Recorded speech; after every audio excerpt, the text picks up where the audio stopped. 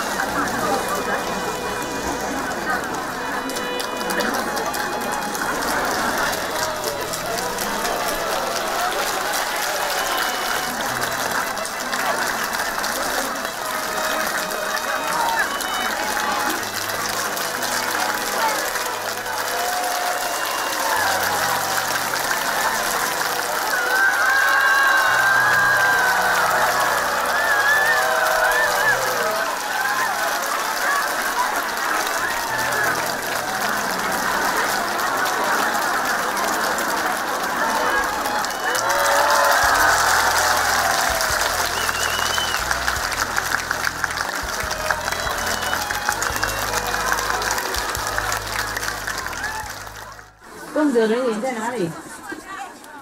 师傅在这里吗？举手看看。The working team. Oh, yeah. Okay. I tell the contact person to put the working team in the front, so I can thank you. I want to thank you. Okay? I really thank you. Thank you. Contact.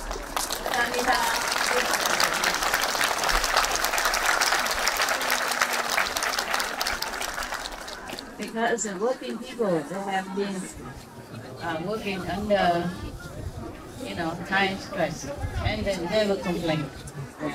Working very happily, very unconditionally, dedicatedly. Yeah. And I want to thank you very much. It's a very big place.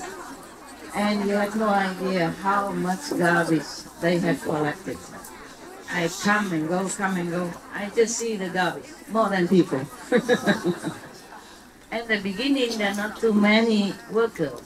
They work under, time pressure, because we try to make it before Christmas. Try to make it before this day, so that you can come together and sit, even though just under the tent. But this is our place. Is this really our place now?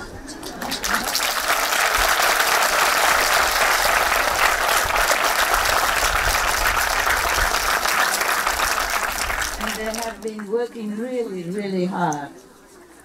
And normally, I tell the contact person to put them in the front today, the first day, so that they can be the first one to see me. Of course, they have been seeing me sometimes when I come and go. It depends on what team at that day. But I want them to sit in the front today, because normally working people, like, for example, kitchen, or even the guard, they're the one who last to see me, if they can see at all. Because sometimes they are dispatched outside, and the outside gate, they have no chance to come here.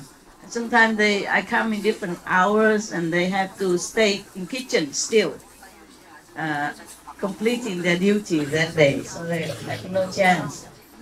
Maybe chance, but not always, like you can always come to see me, but they are not.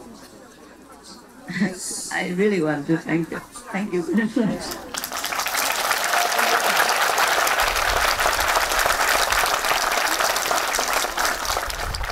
And even they don't go to group meditation in Siu on Sunday, because they have to stay here and work. And when they first came, the place is very messy.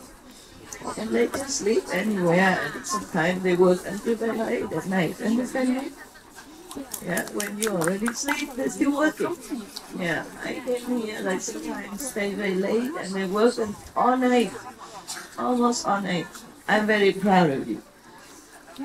I thank you, I'm very proud of you.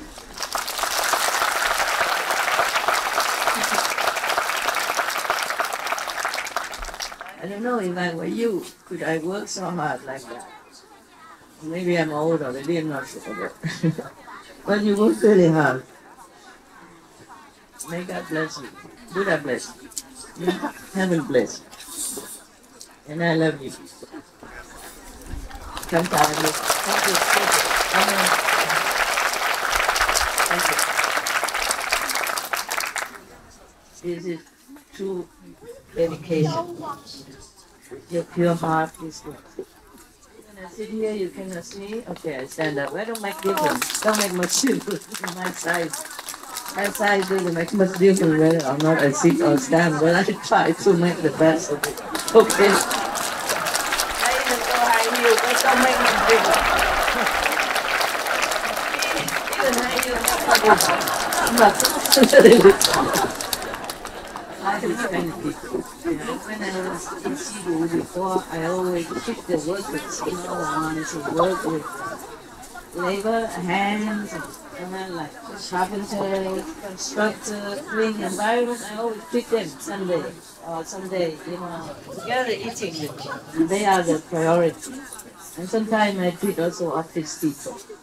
But I like people who work so diligently.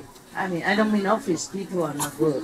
I just mean Office job is more cleaner and more comfortable. You sit in the shade, or you sit in aircon, or you sit with the fan. The people who work under the sun, under rainy conditions, in the cold weather, is different. You understand? I have always soft spot for people who have to work outside, like laboratory, yeah? It's not just our brother and sister who works hard. I always sympathize those who work outside. You know, there was some Canadian like aircon repairer. Yeah, he told me he has to work in Canada.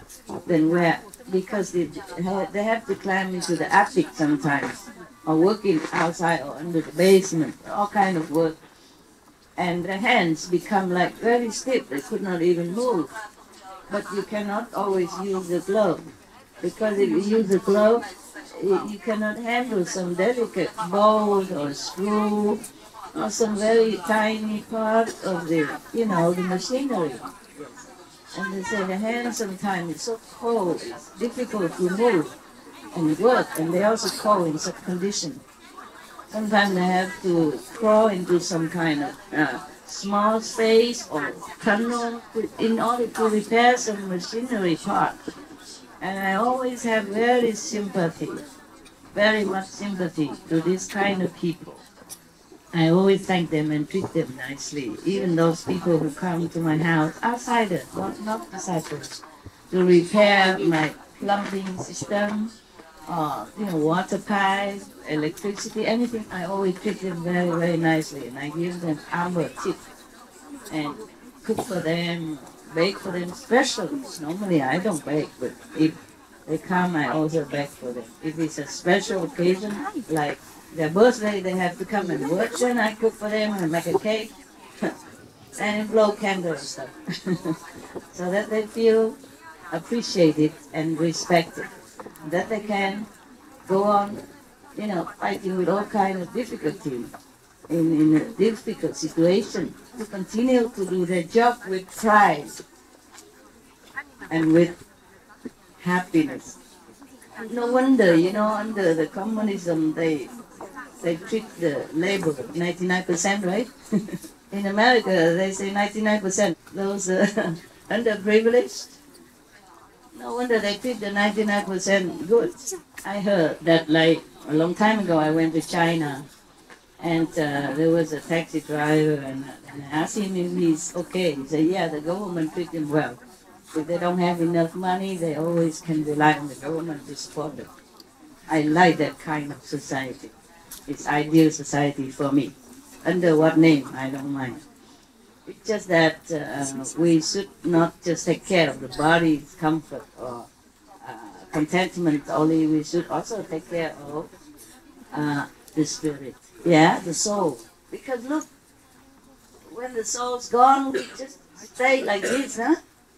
You don't have to go to the morgue. You stiff before you go in there already, like this, huh? Therefore, we should know there is something inside that we should take care of before it leaves the body and make the body useless. That's why I always advise people, if your family member died, just cremate them. So we save the land also, we don't pollute the land and all that. Also sometimes the astral spirit will make use of the body and make trouble for the living. If you die, you should cremate yourself, understand? Yeah. Yeah. I got you. Finding wisdom, huh? Yeah. Okay. All right. And this, I bought it from my house. Just now, the Hufa helped me to carry. I'm older. I should carry it to show you my respect and appreciation, but I'm not all that tough anymore. The Hufa helped the guard, is helping me to carry this for you. For the workers only, only for workers. Got that? Okay. Because there are too many people, so I will just put my love in it, and later the group leader will take it, and everybody take it by themselves. Not the group leader give, okay? Well, maybe if you like the group leader blessing as well extra, then you let me. Oh. I do it now, alone. Thank them for me. Thank them, take it.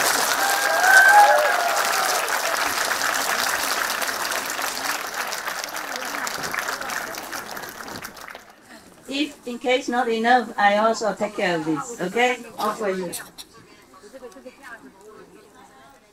My house only that much, okay? Yeah, they give me only that much. Yeah, but we have some here. Yeah, we can take care of it. I take care of everything. Master do everything. Master do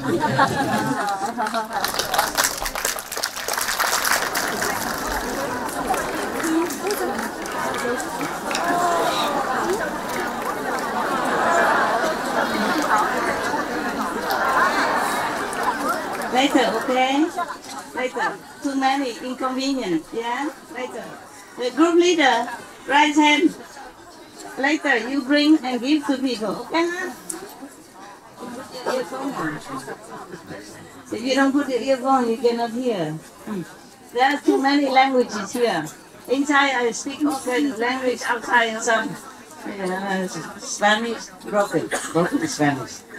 German, I don't know if it's good anymore.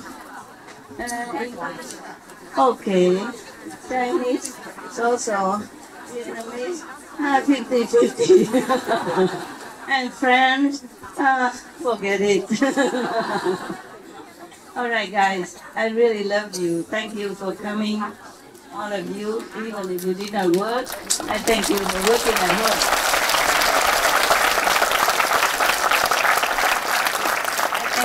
For working in the society, taking care of yourself, taking care of your family. That is a very big job. Raising your family, taking care of children, making sure they became a model of virtuous and goodness in the world is a very big responsibility and a lot of work. Yeah. Okay. I told you it makes no difference, but I'm just trying to tell you that I tried. This place is a little bigger than Sihu, huh? And it's our place.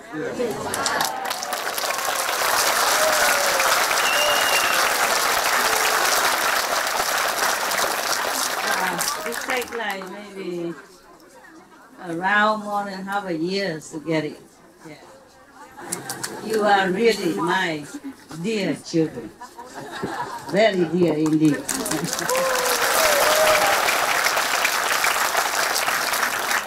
Now, you know this rule, right? At home you have only several kids. You know how dear they are to you, right? I have too many kids. Big kids, small kids, old kids, young kids. Middle-aged kids, teenage, no age kids, not yet age at all kids. Still coming. Yeah. If you are working very well, diligently at home, and taking care of yourself and your family well, I am also very, very, very grateful, because that means I don't have to worry about you. That means the society have better helpers to make it more beautiful, livable, and more agreeable to everyone. Because if your children are born from vegan parents, they became also vegan, mostly. And they will be also the ambassador of compassion, peace, loving, kindness. And you take good care of them. You impart to them that ideal since they were young already. Read to them when they were still in your womb, okay? Read to them. They understand everything. You read to them, you teach them already before they came to this world. And when they came into this world, of course, you continue to teach them. And I thank all of you for that. And even if you don't have children of your own, but you live next to people, you have children, and your lifestyle will somehow influence them and make them a better person, better neighbor.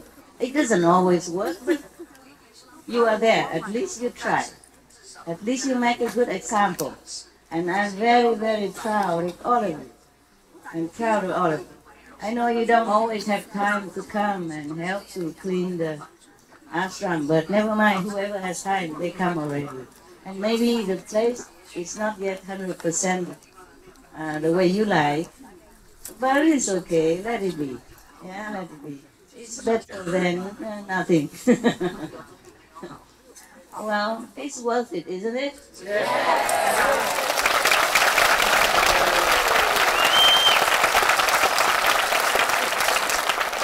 So it doesn't matter. We are all very rich anyway. Yeah, we are rich inside. The richness inside, money cannot buy. And money cannot sell. Nothing can destroy it. Nothing can make it lessen. So that's the best richness that we can always keep. Yeah, now and hereafter. Sutra.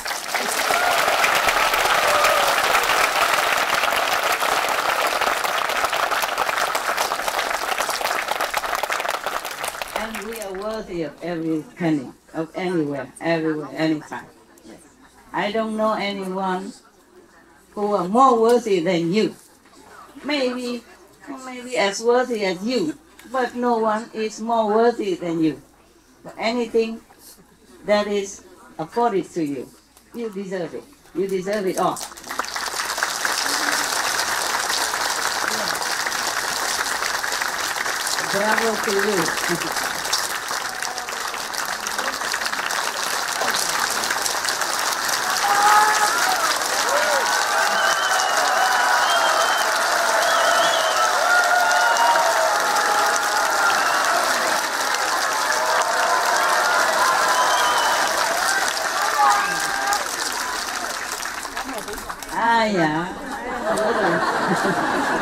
Yeah. When it comes to you, you are very enthusiastic.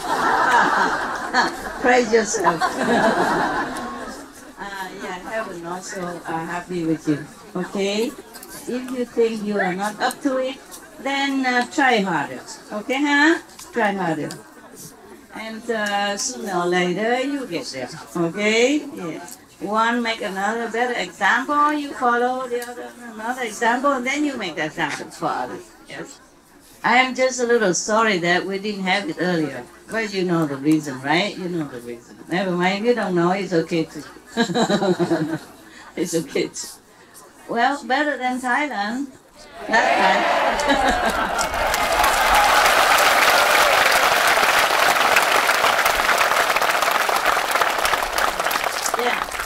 Better than the last time Pattaya we did, right? Yeah. Okay. Maybe not as many fruits. You have enough food, by the way? Really? Okay. If any of you still feel hungry or haven't found any food, just go to the kitchen and tell them I'm hungry. Okay? I think you just say I'm hungry. Yeah? I don't need Taiwanese, I don't need Chinese, I don't need any Japanese or any language to tell people I'm hungry.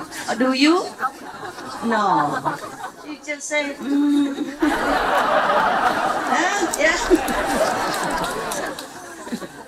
Even children, before they talk, they already know how to tell their mother that they're hungry, right? Mother understands perfectly, right? Yeah. Oh, you don't? You do? Your mother always understood, that's why you grow so big. Huh? That's the proof. Okay. I'm so happy to see you. And we have just maybe as many people as in Pattaya, yeah? Or maybe more, maybe less. But at least we have enough toilet facility. At least you don't have to climb 16 floors. No elevator even. Elevators are occupied, remember? Yeah. Wow, I'm glad. I'm glad you remember. So you will appreciate this place more. It's all flat. I don't have many story buildings. Oh, that's one. Yeah, one maybe 5-story, and the other one 2-story. That's a mess, okay? Yeah. And they put you in different departments, different places. But I say, come all here. Like this, at least you cannot see me at one time. I can at least walk around, huh? At least some of you can see, right? Yeah. If in a room, then just maybe 2,000 people see, or 500, 200. I asked them how many. They say 1,000 something. They told me the most sitting there. I said, how much is the most? They say 1,000 something. I said, that's not the most. Because you are about 8,000, right? 8 or 10,000, yeah? But that is not maximum already, because we screen out some. Because I forgive. But I don't want to be reminded.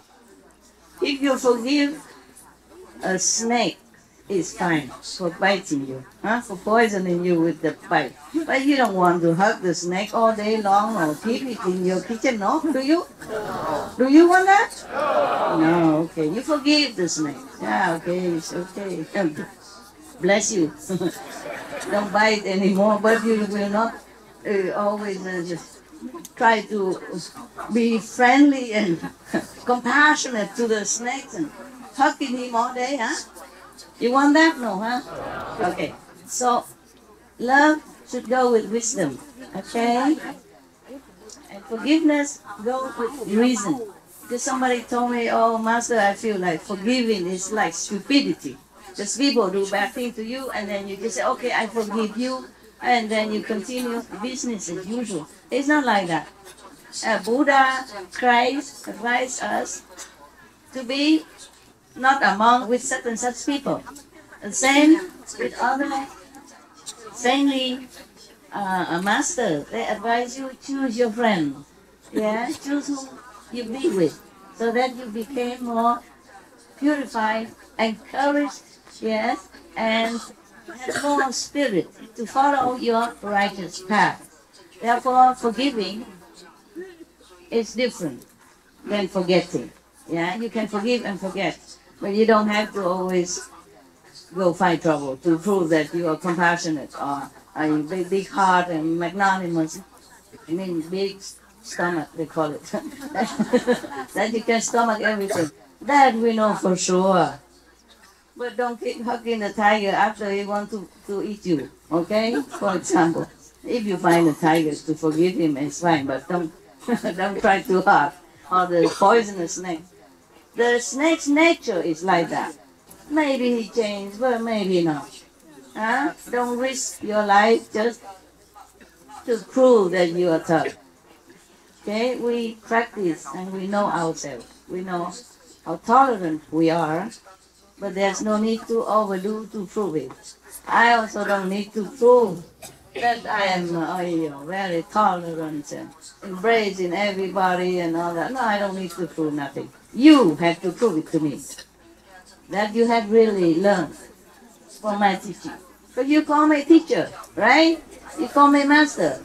If an English teacher is teaching the student, tell him, okay, you have to go home.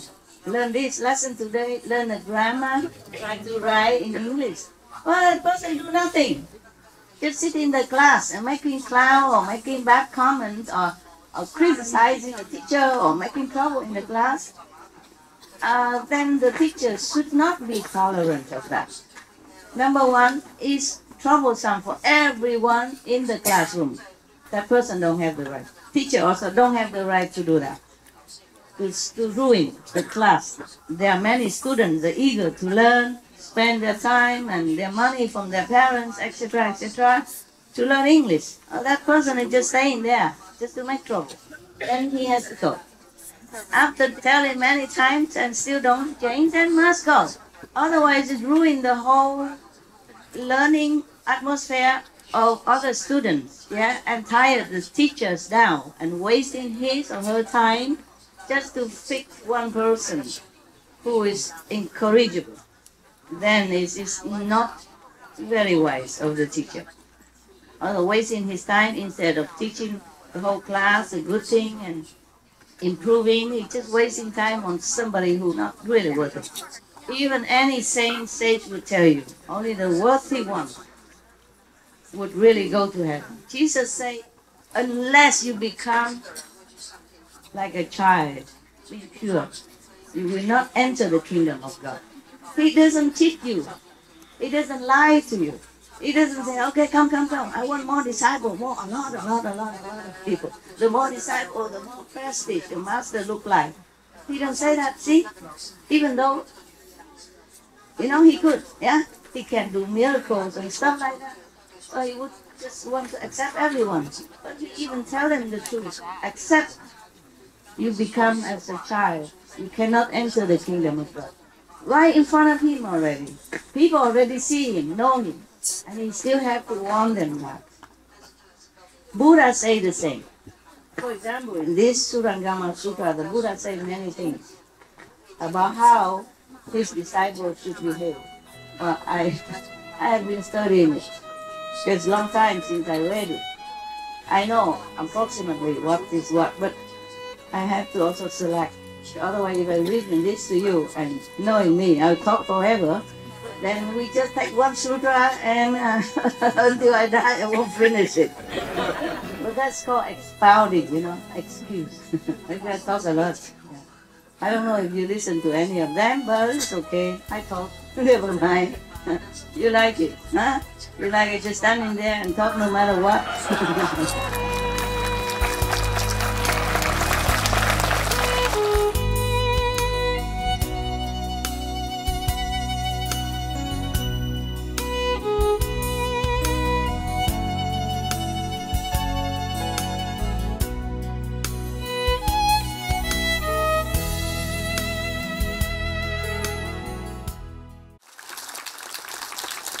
Before. We don't have this marvelous earphone translating system, like spontaneous translation system. Some people from foreign land don't understand what I'm saying. Still say, Master, stay. He learned that word. Master, come, stay. I said, but you don't understand anything. Oh, it's very nice. And some people listen to my song singing in Vietnamese. Yeah. Sometimes they come and fetch me from the airport, and they put in this Vietnamese song I sing all the time. They say, you understand anything? And he sings along with it. In Vietnamese? Yeah. You understand anything? Not really.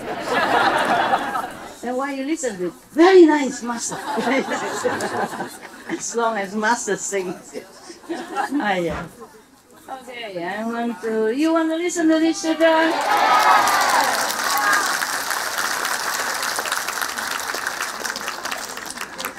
Before, in our SMTV, they always put a caption, like Buddha is vegetarian. So I corrected them. So now they put Buddha vegan. Remember, you saw that? Okay. Why? I tell you why. Normally, when the master is alive, he can speak for himself. He can say, I'm vegan. But the master is already gone, so they say anything. They put fish in Jesus' mouth, they put pig feet in the Buddha's mouth, they say anything. The poor master is no more in the physical world to talk. And woe to him if he come back to the physical world and say, look, I'm here. I'm the Buddha, I'm vegan, then everybody, what do you think they will react? Huh? They might put him in somewhere, where, right? Okay then. I'm going to tell you bedtime story.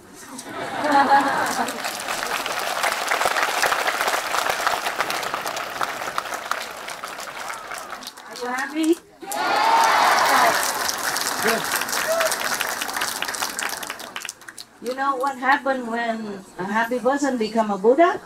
You know what happened? No. No? He become a happy Buddha.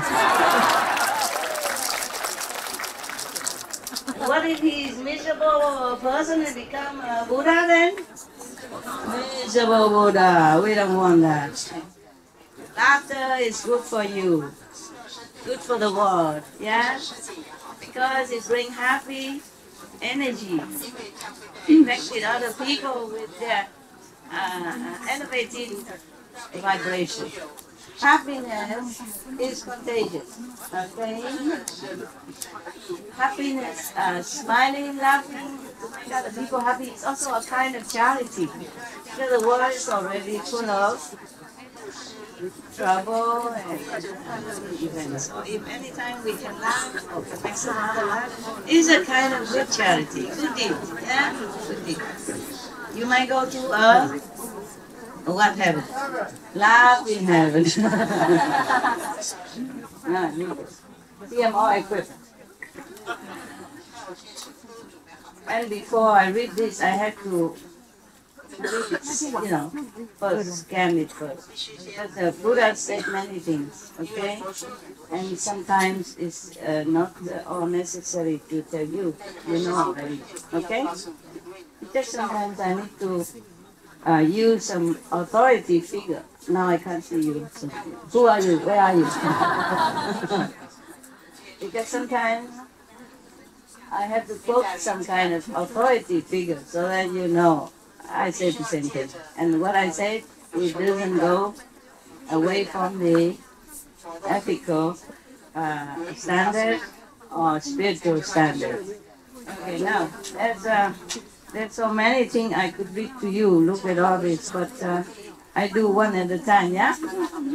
If we cannot finish due to my talking forever, then we do it next year again. We should really thank the past masters, monks and nuns and scholars who have taken time to record what the Buddha is teaching after the master's nirvana. And also for the past and present persons, lay or monks or nuns who have really dedicated themselves, sacrificed their time and precious health or under any difficult situation to translate this so that I can read it to you. And we have to thank them. And may they be blessed forever by all the Buddhas, past, present, and future. May their merit be immense. May they be liberated forever. Thank you.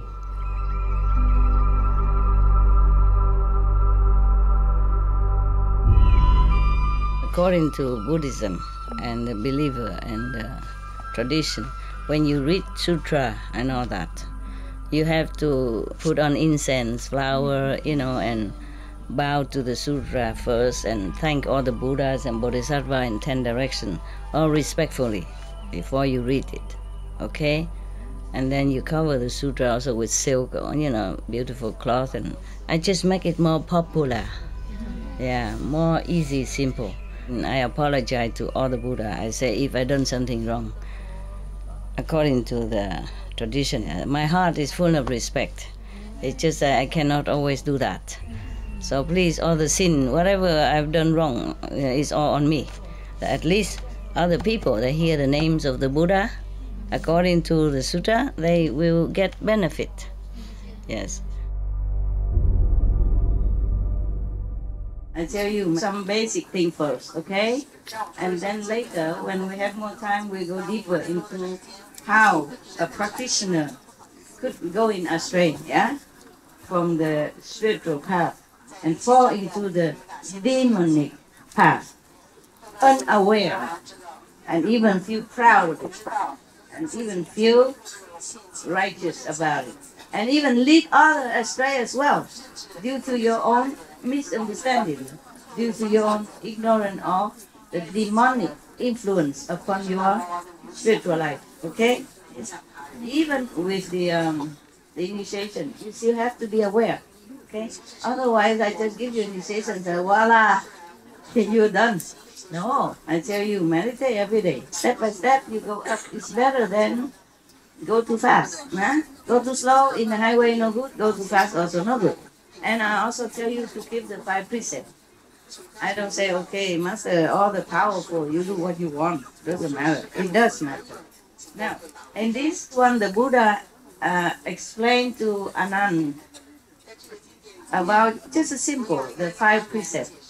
And you think it's nothing much. It is a lot. Okay, even to the monks. So the Buddha is saying things here to the monks' assembly.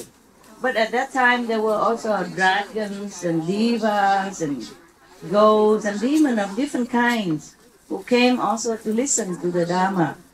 I just tell you some part of the sutras only, okay? And there are many demons even came listen to the Buddha.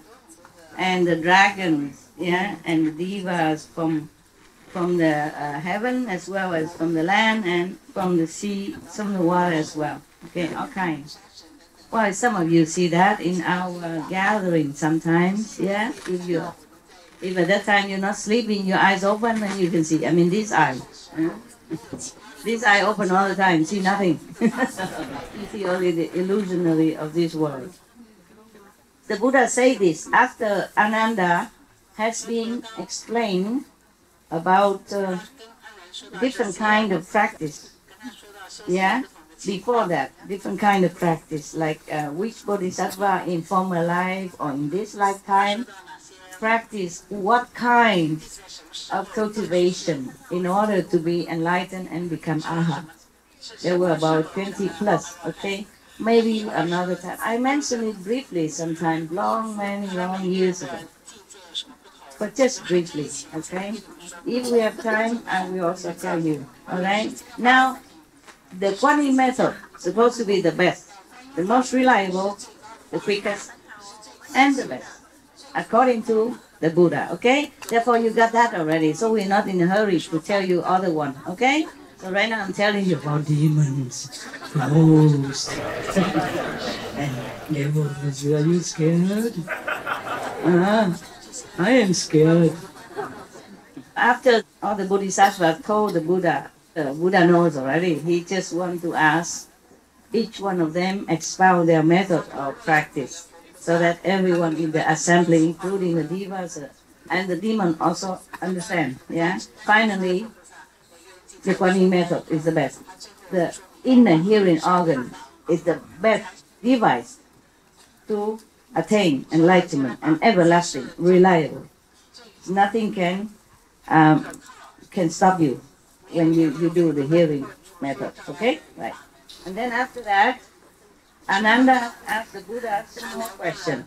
So after he heard all this, and many of beings, they are limitless beings, they all brought forth a matchless, unequal resolve for Anuttara Samyak Sambuddhi, mean for the highest aspiration, for the highest enlightenment. Yeah, they all resolved, they are determined to want to practice until they get the best, the highest enlightenment. Understand? Like the Buddha. And then, after that, Ananda straightened his robe, this monk robe, and then bowed to the Buddha in the midst of the assembly and placed his palms together. At that time, his mind is perfectly clear,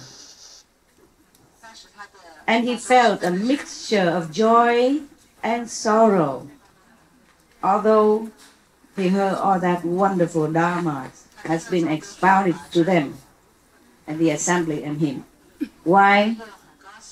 Because he was a very compassionate monk. You must know, even though Anand was a disciple of the Buddha, but in Ian Kalpa past, he has already been Buddha. And just like Sakyamuni Buddha, he also told that, oh, I have been a Buddha, oh, countless aeon past already.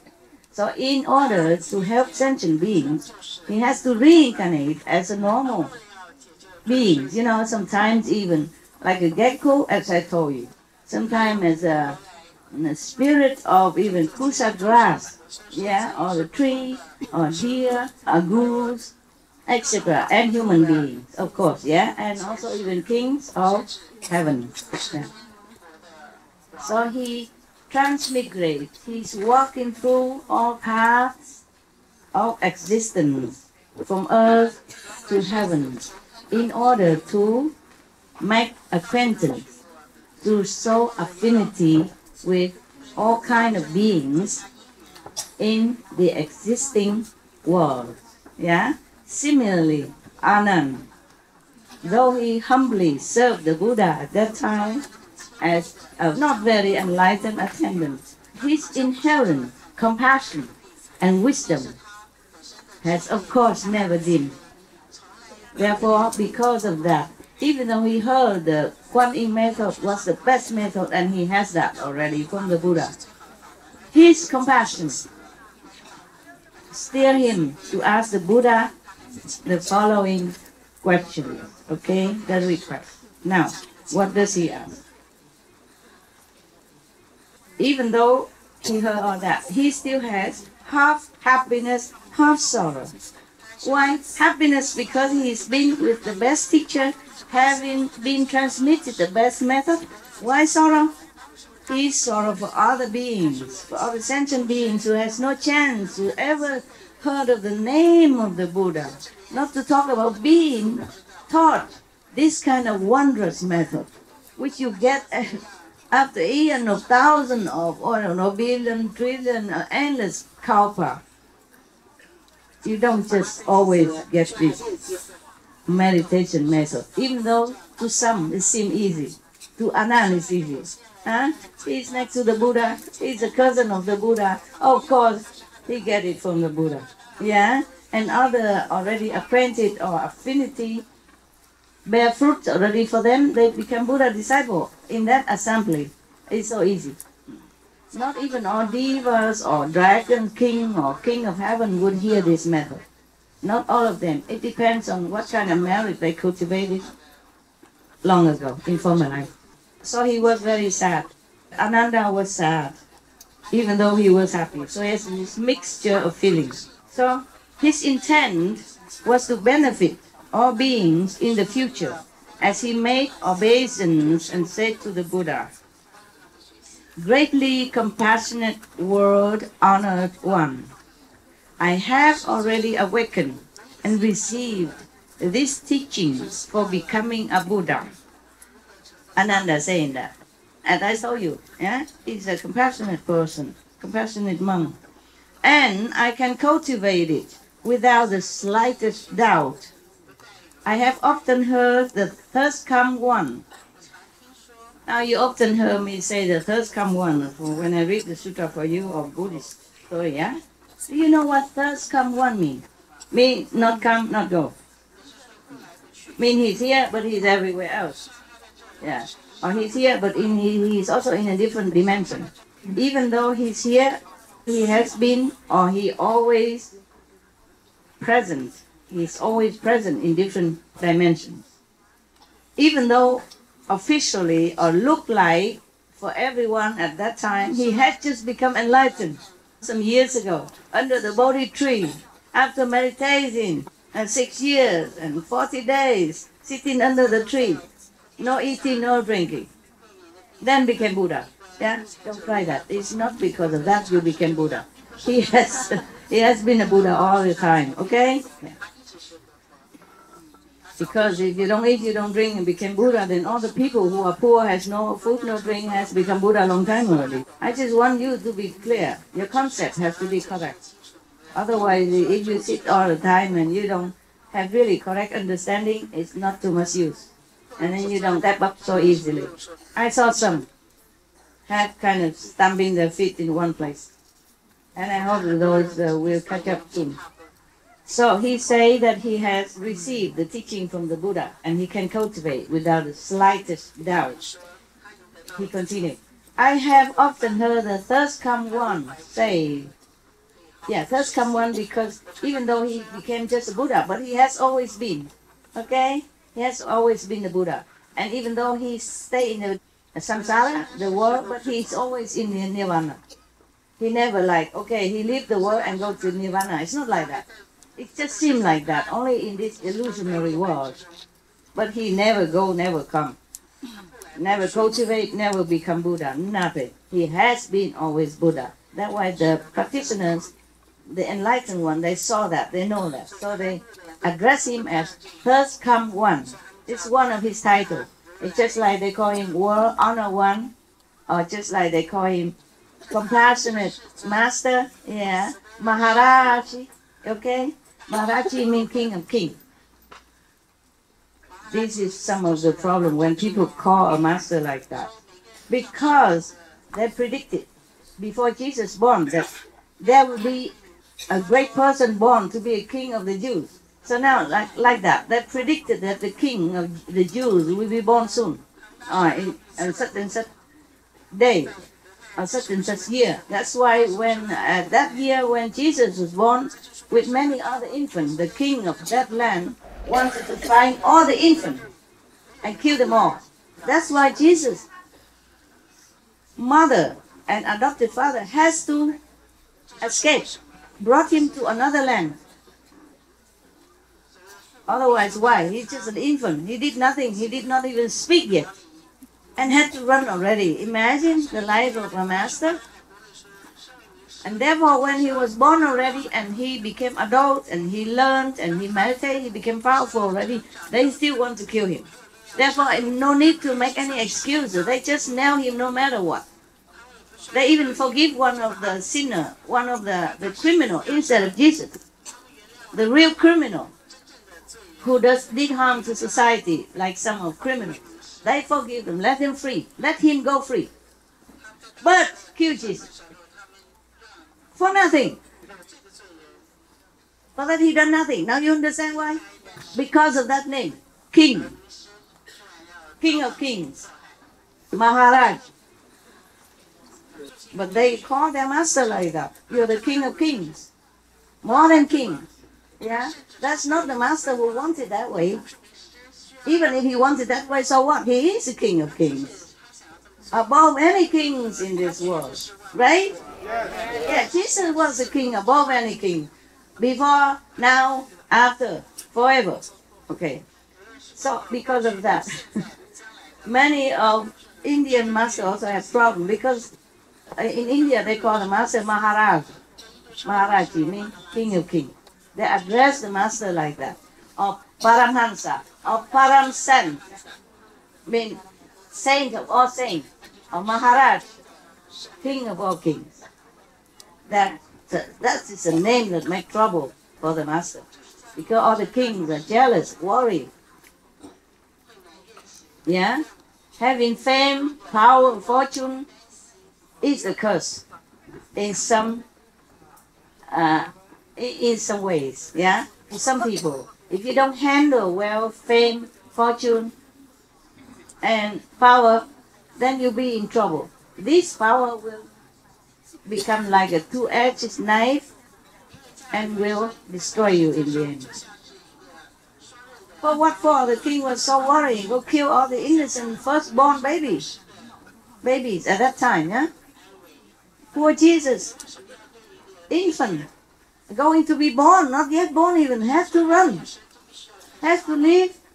The parents have to leave their home, their environments, their familiar hometown where they can make money, earn a decent living and dignified, position in the world. They have to run. For what? That is because fame, power, and richness, blind people. People who have no virtue, who have no spiritual practice, who doesn't know right from wrong. Then, that will kill them at the end. It doesn't kill them maybe by gun or by knife, but it will kill them at the end. And they will go to hell. It is like that. Hell is full of this kind of kings or leaders. They just don't know. So I talk a lot. Are you okay still? Yes. All right. All right. Your fault. Your fault, not mine. Like disciple, like master. When you go out, you also preach to a lot of people. You love to share your wisdom with them. One time, some of the Vietnamese tell me also, they want to come and offer me service. They say one of their family member or two family member would like to come. The Vietnamese people in America a long time ago. And in Europe, they told me, we should come and serve you. Please let us. I said, no, I'm alone. I don't need a lot. I'm fine. I'm fine alone. Oh, yeah, I don't need to trouble you. You have your own life and you must you know, be outside in the world, enjoying your freedom and do what you do. Oh, but you are the king, master. You are the king. She don't say such a thing anymore, please. Okay, that's the thing I want to run away from. Huh? To stay away from. Understand?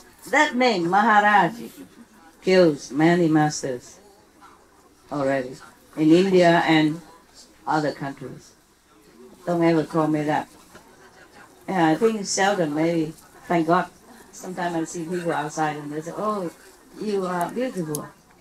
I said, oh, so old already. That's the wrong word to use for an old woman. It's, oh, age doesn't matter. It's just a number. I said, yeah, a lot of numbers, wrinkle numbers. I can count it, yes.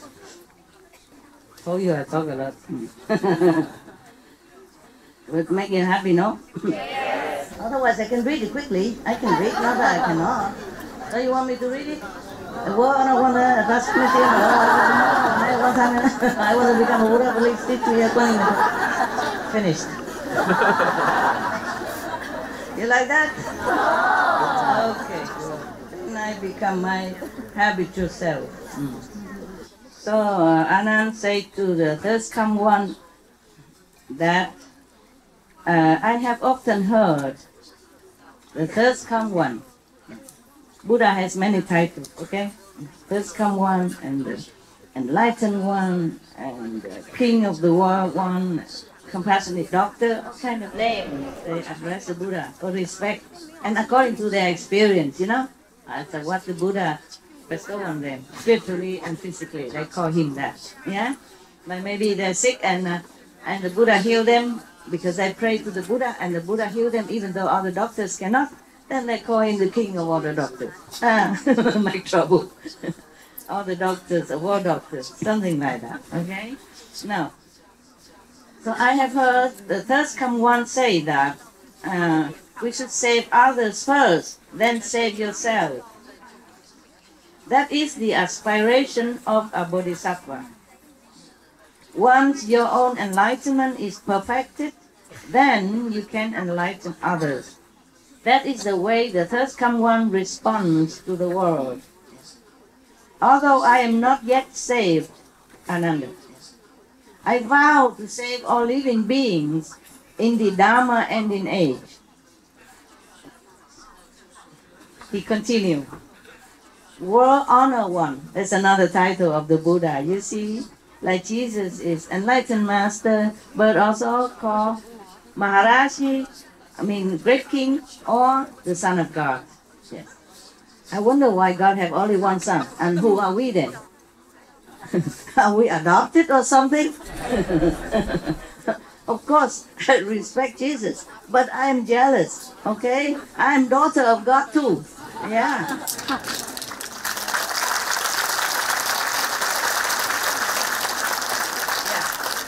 Yeah. In one hand they say we are all children of God, and the other hand they say Jesus the only Son of God. What is that, huh?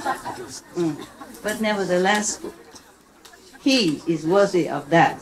We are only children, a son or a daughter of God if we truly follow God's commandment, follow God's way of life, follow Jesus' advice to live a noble life. Is that not so?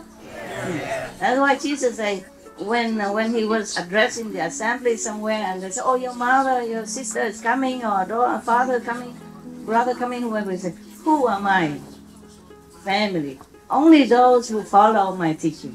Something similar like that.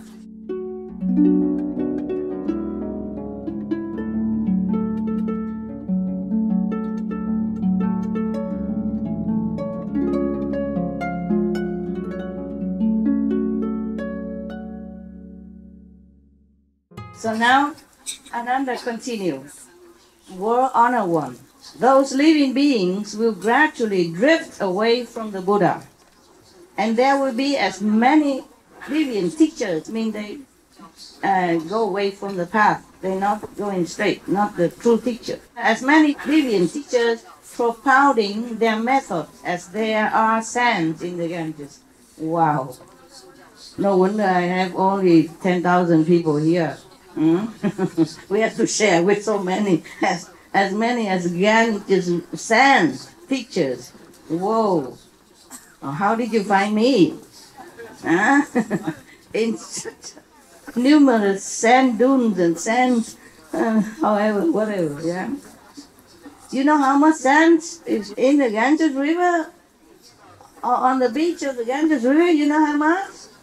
I don't know. I don't know. I don't think you can ever count. So many as, false teacher in this world.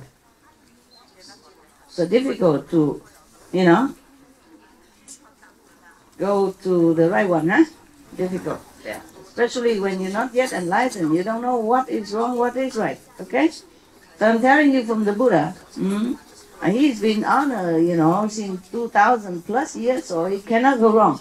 Jesus also. So now he say that so many brilliant teachers, yes, as there are sands in the Ganges River, yeah? Okay. I want to enable those beings to collect their thoughts and enter samadhi. You want to help other beings. So how can I cause them to reside peacefully in bodhimanda, in the determination to follow the Buddha teaching, to become a Buddha, okay? To elevate yourself into sainthood. So that's a bodhimanda. Far from the exploits of demons and be irreversible in their resolve for bodhi means for enlightenment, okay? You want to help people in the future. How is he going to do that? He said he wants to. Because the people will be distracted, yeah, or sidetracked and following false teaching. And it is very difficult for them then to be steadfast on the enlightening road, yeah, and position. So at that time, the World Honored One praised Ananda in front of the whole assembly, saying, "Good, good indeed. How good it is that you have asked how to establish a bodhimanda and to rescue and protect living beings who are sunk in the morass of the final age. Listen well now, and I will tell you." So Ananda and the great assembly agreed to uphold the teaching. It means whatever the Buddha tell them, they will uphold. They will listen and uphold. So the Buddha told Ananda, "You constantly hear me explain in the Vinaya that there are three unalterable aspects to cultivation. Right. That is, collecting one's thought constitutes to the precept. It means you have to keep the precept. Okay, that's number one. And then because from the precept becomes samadhi, it means you be established in tranquility, in the non-reversible enlightened state of being. That is samadhi. Not just when you sit cross-legged and your soul leaves your body, go to the high heaven. It's not just that, okay? It is your establishment in the enlightening state of being and non-reversible, okay? Well, according to my humble opinion. My Buddha didn't say that, I say that. So if it's wrong, don't blame the Buddha. Huh? I told you I can talk a lot. There was a joke I told you before, huh? There was a priest in the church, he can talk a lot. So then, one day he apologized to his congregation because he realized that he talked a lot. Oh, so he said, "Oh, sorry, I forgot my watch at home." You know, meaning he talked a lot, he didn't realize how many hours passed. So one of his congregation men said, "There's a calendar behind you."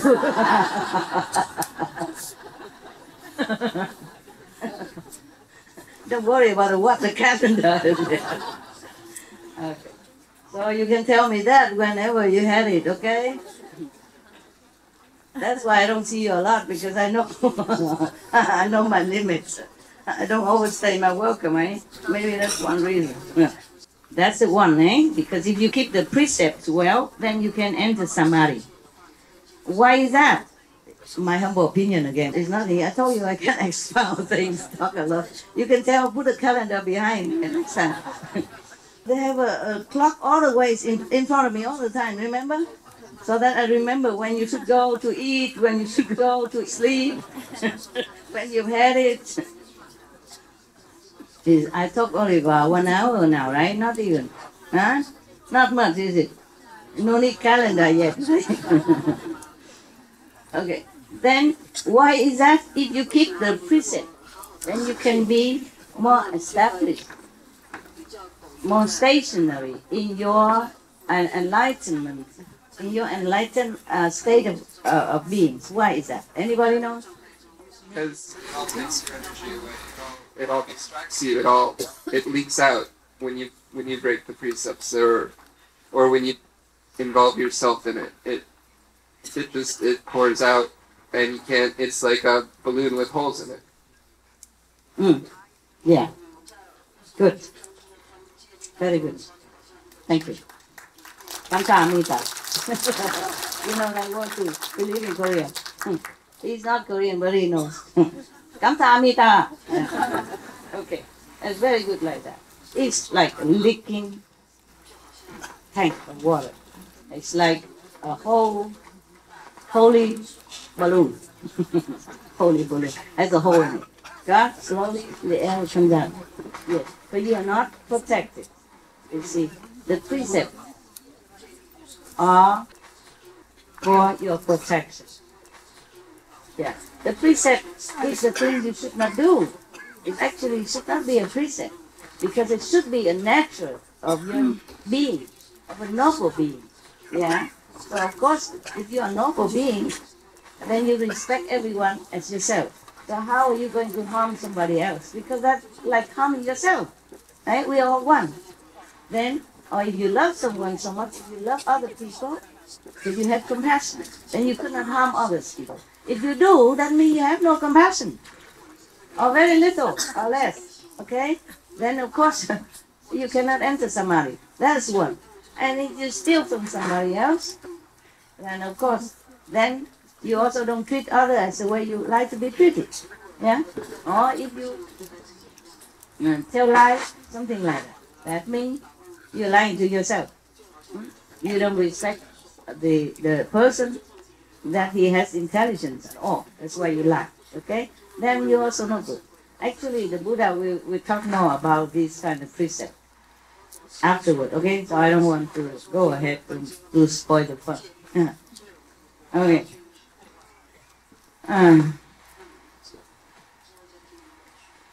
Okay, so after you keep the precepts well, then you are more established in your enlightened, status, right? And then after you have samadhi, meaning you are stationary in your enlightenment, then you have wisdom. That's what the Buddha said here, okay? It's not, I don't need calendar, yeah. And wisdom is revealed out of samadhi. Okay. So after you keep the precept, you have samadhi. After you have samadhi, you will have wisdom. Therefore, the precepts are number one, no? Yeah, good. These are called the three non-outflow studies. It's just like outflow means leaking. Okay? You see, non-leaking studies. Meaning, if you keep the precept, then you have samadhi. When you have samadhi, you will have wisdom. It's not the normal knowledge, but the wisdom of the enlightened, of Buddha, yeah, of sainthood, the wisdom of the higher dimension, of the elevated heaven wisdom. So it's very good to keep the precepts, yeah? That's why I always emphasize, before you have initiation, I have asked you to keep the 5 precepts. Remember that? Or is it for me to keep? Huh? For you, huh? I also keep, of course, I also keep. So, the Buddha continues. Ananda, why do I call collecting one's thoughts the precept? You know, that's one-pointedness. So, collecting thoughts are like precept. Because if you always concentrate on your cultivation, whether sitting, lying, because if you always have one-pointedness in your mind, you will not feel distracted by any of these temptations around you, or anything that is not pleasant to your liking, or to your mind, or your eyes, or your ears. You will not think about it, right? You concentrate always on the holy names, or concentration on goodness, virtues. Just remember all that, and you just forgetful of every other thing. That's why the Buddha say, collecting thoughts, meaning collective of this concentration, one-pointedness, is as good as precept. Yes, like that. But of course, concentrating on nirvana, on wisdom, on Buddha's teaching, yeah, not concentrating on, other things. That I don't have to tell you. Yeah, that you know very well. That worldly stuff.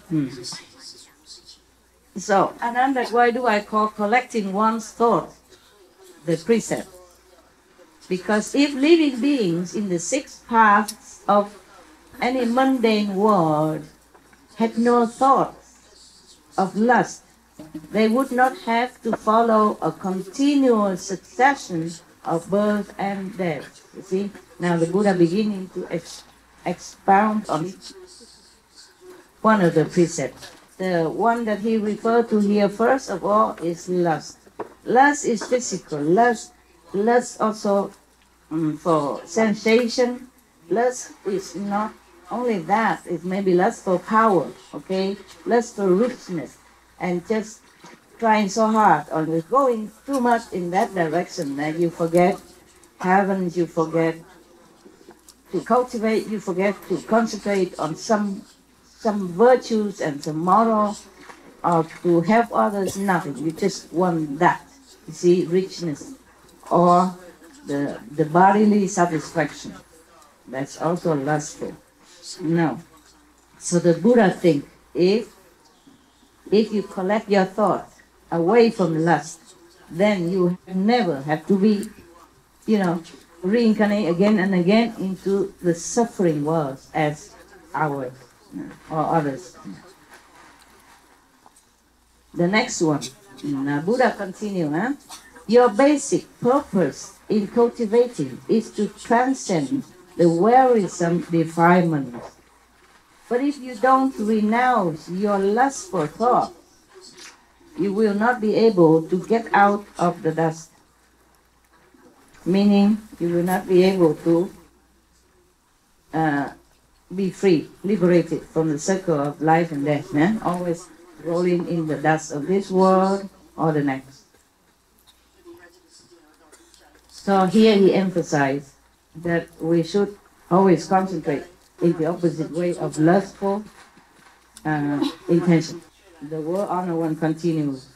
Even though one may have some wisdom, even if you have lustful thought, okay, and you meditate and you have samadhi, or you have some samadhi, or you have some cultivation, and then you have some fruit out of that. So the Buddha says, even though, with lustful thought, even though one may have some wisdom and the manifestation of Chan Samadhi, you can probably stay in Samadhi for some time, if you meditate. And even if with lustful thought, you might still gain some wisdom and Samadhi. But if one does not cut off lust, one is certain to enter demonic path. Oh, scary. Okay. At best, one will be a demon king.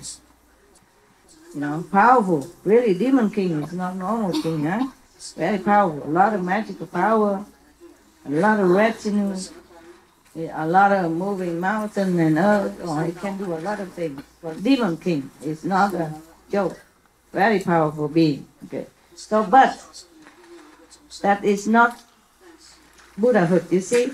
So he say, if you have lustful thought and you don't cut it off, you don't try to control it, then the best you would be is a demon king, not Buddha, no? Not Bodhisattva, not a saint.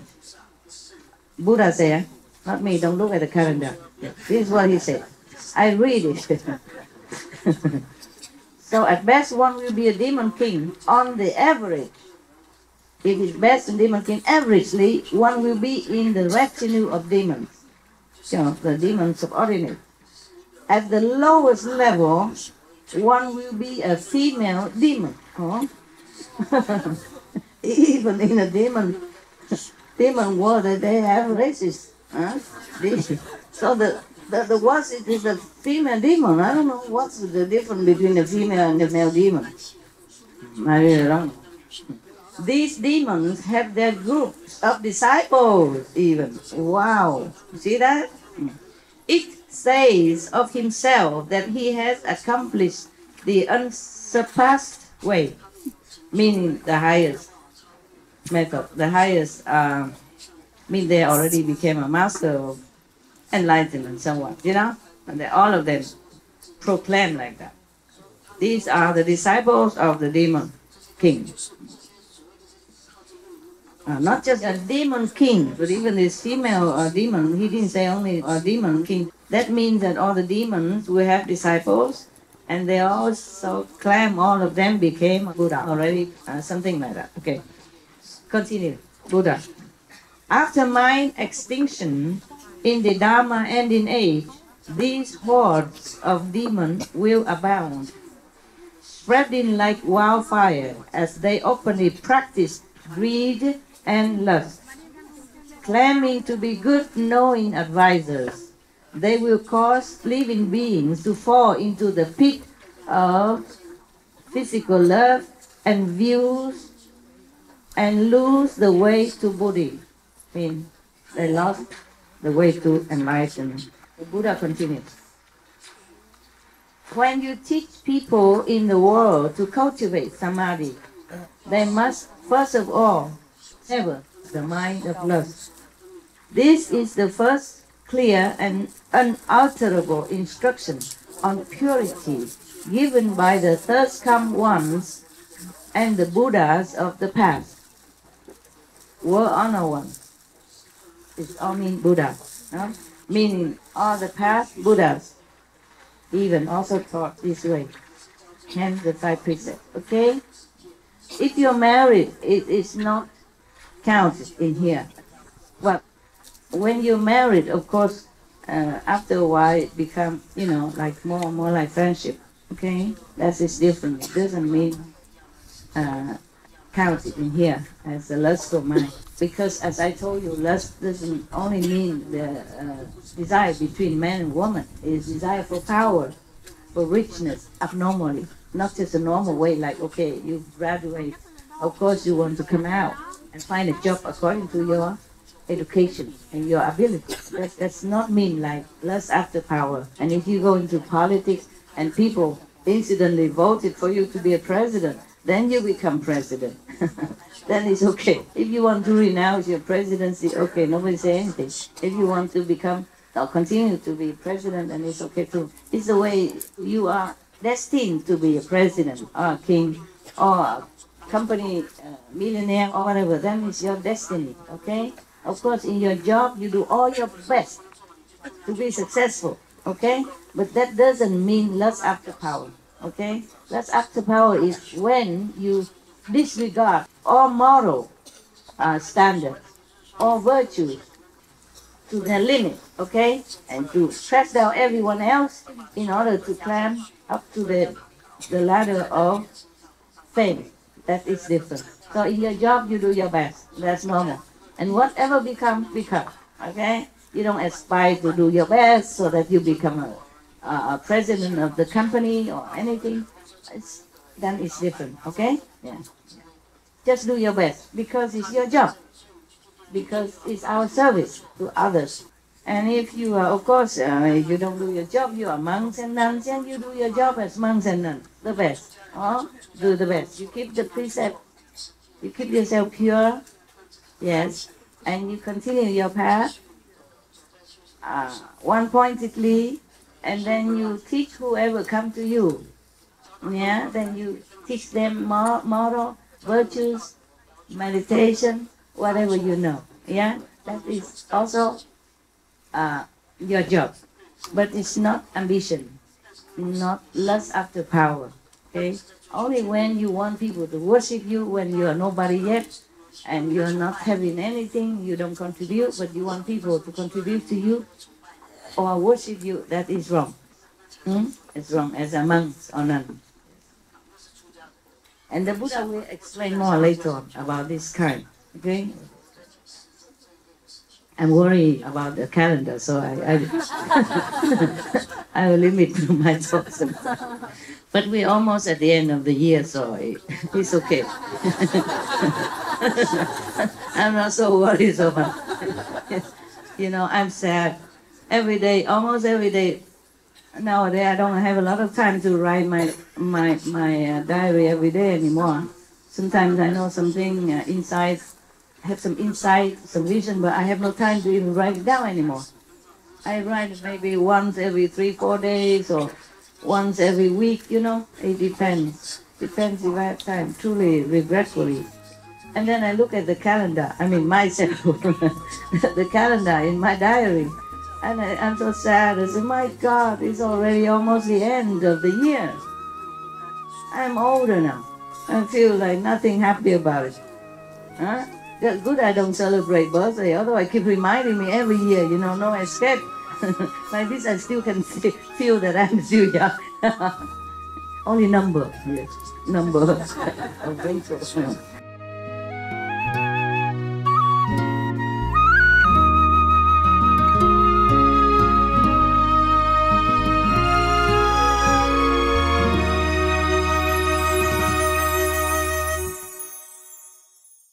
Continue the Buddha. When you teach people in the world to cultivate samadhi, they must first of all sever the mind of lust. This is the first clear and unalterable instruction on purity given by the first come ones and the Buddhas and the world honored ones of the past. I mean, he teaches the same, like all the Buddha. This is the teaching, it should be given to people. Therefore, Ananda, if cultivators of chant samadhi do not cut off lust, they will be like someone who cooks sand in the hope of getting rice out of it. After hundreds of thousands of aeons, it will still be just hot sand, no matter how long you cultivate. If your concept is not right, you know, as the Buddha taught, then you will be nothing, get nowhere. Just like cooking sand and hoping to get rice out of it. Why? The Buddha continued. Why? It wasn't rice to begin with. It was only sand. Well, why do I know that? You know that, right? If we cook sand, it won't be rice. So, if you seek the Buddha's wonderful fruition and still have physical lust, then even if you attain a wonderful awakening, it will be based in lust only. With lust at the source, you will revolve in the three paths and not be able to get out. What are the three paths? Anybody remember? Buddhist? What are the three paths?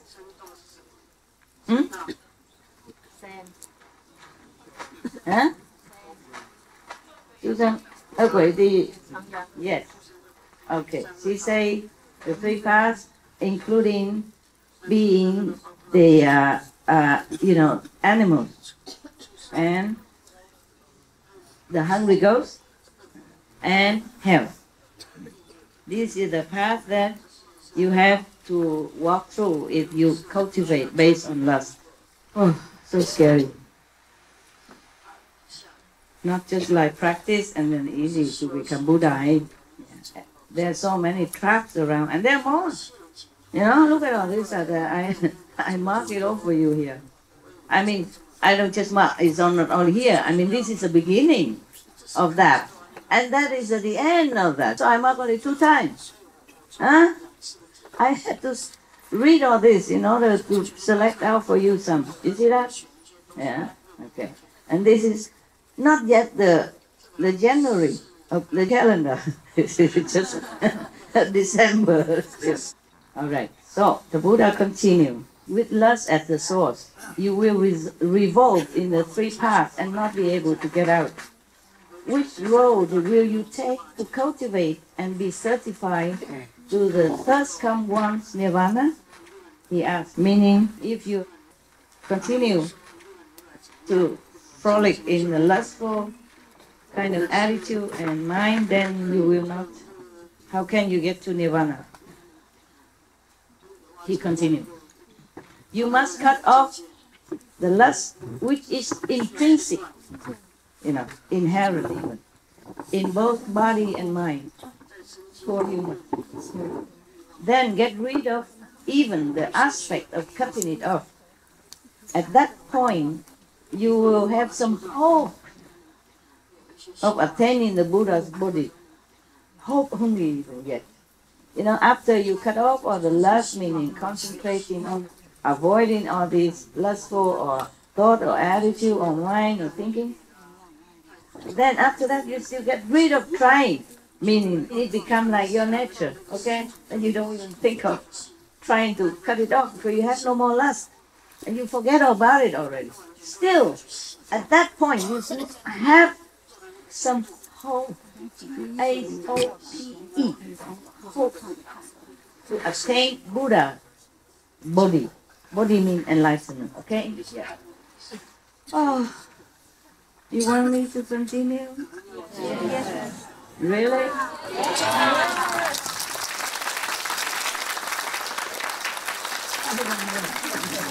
It seems so hopeless. After doing all that, it seems just hopeless. Okay, and where are we all going? Huh? You and I, huh?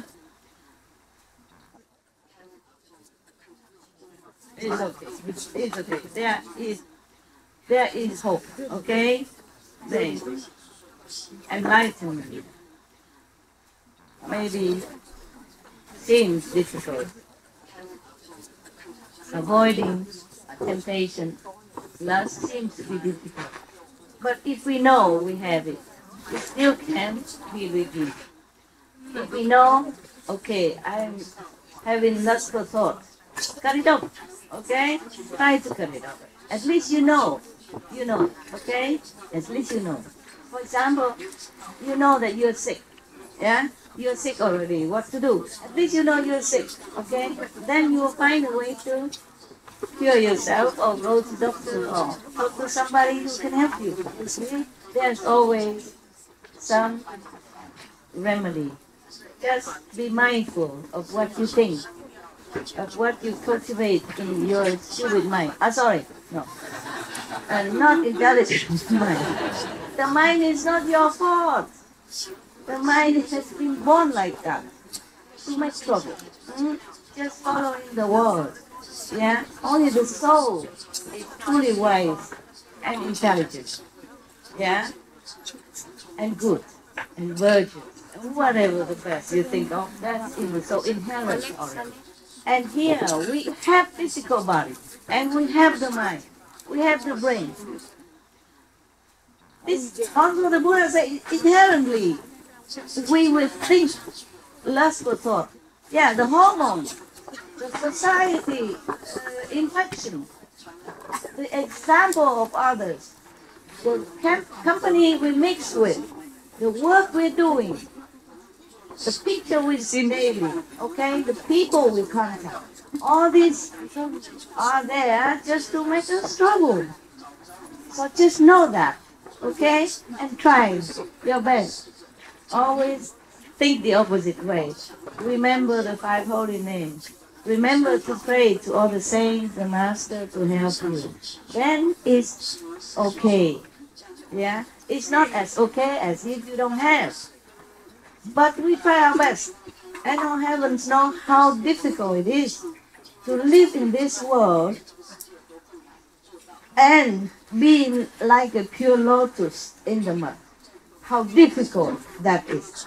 Even if you don't want to have any lustful, for example, relationship, Somebody come along and try to scratch you around until you give in. Because maybe you feel sorry for that the guy or girl trying too hard. Maybe you're just lonely at that time. Maybe you just gone through a difficult period of your life. Maybe you just lost your job. Or maybe you just gone through the winter of your spiritual cultivation. And maybe you just lost some loved ones and you're just lonely, you're just weak, and something come attack you. This is a Maya. The Maya will use anything to attack you, not just person. Use anything at all. Situation, creating problem for you. So be merciful to yourself. Just be aware, okay? Do not try to condemn yourself too hard. You're only human. We are only humans, okay? Well, I don't mean you are human. I mean you have human's body. And the human body, human's brains are source of all illness.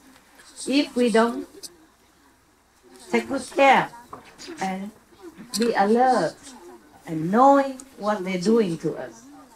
Got that? Yes. Knowing our weakness so we can forgive ourselves and strive to be stronger. Okay, not spoiling us, not indulging in our weakness. Then it's all right. Truly, I don't think God and Buddha would be so heartless, no compassion as to condemn us to the point, because we are really thrown into a sea, tied hand and feet, and had to swim to survive. It's like that. Just know it, okay? Beware, all right? Beware, and try to control it as much as you can. That's why all the other great people, they say the best victory is conquering yourself. Because it's too hard. It's too hard. Yes. And then you must work for your life. Yeah, you must take care of your family, your parents, and every other things. They take all your time already. We have only 24 hours. And we need to sleep 8 hours. More or less. And we have to cook. We have to go shopping. We have to eat. We have to take care of our clothes. We have to pay tax. We have to drive car to work, drive back, insurance. Oh, God. Truly, if I am still in the world, like you are, with husband, wife, children, I'm not sure if I could even meditate as good as you do. Good for Buddha that he left the whole kingdom, left for 500 concubines, yeah? 500, but that's a fixed number in India, I told you. That could be 200, it could be 50. I mean, a lot, many. They always say 500, 2,000. You know, 84,000. I explained already last time. Like that. So I'm not trying to condemn you ever, okay? I feel really, really that you are worthy of admiration and respect. I truly feel that way. That you're so strong, so tough. Such a world you live in. So many things binding you. So much stuff to distract you. So many temptations to bind you. So much obligation on you. And you still want to practice and meditate and go to group meditation and go to charity events, helping me with SMTV, cleaning the ashram for everybody, etc., etc. You really earn a place in heaven.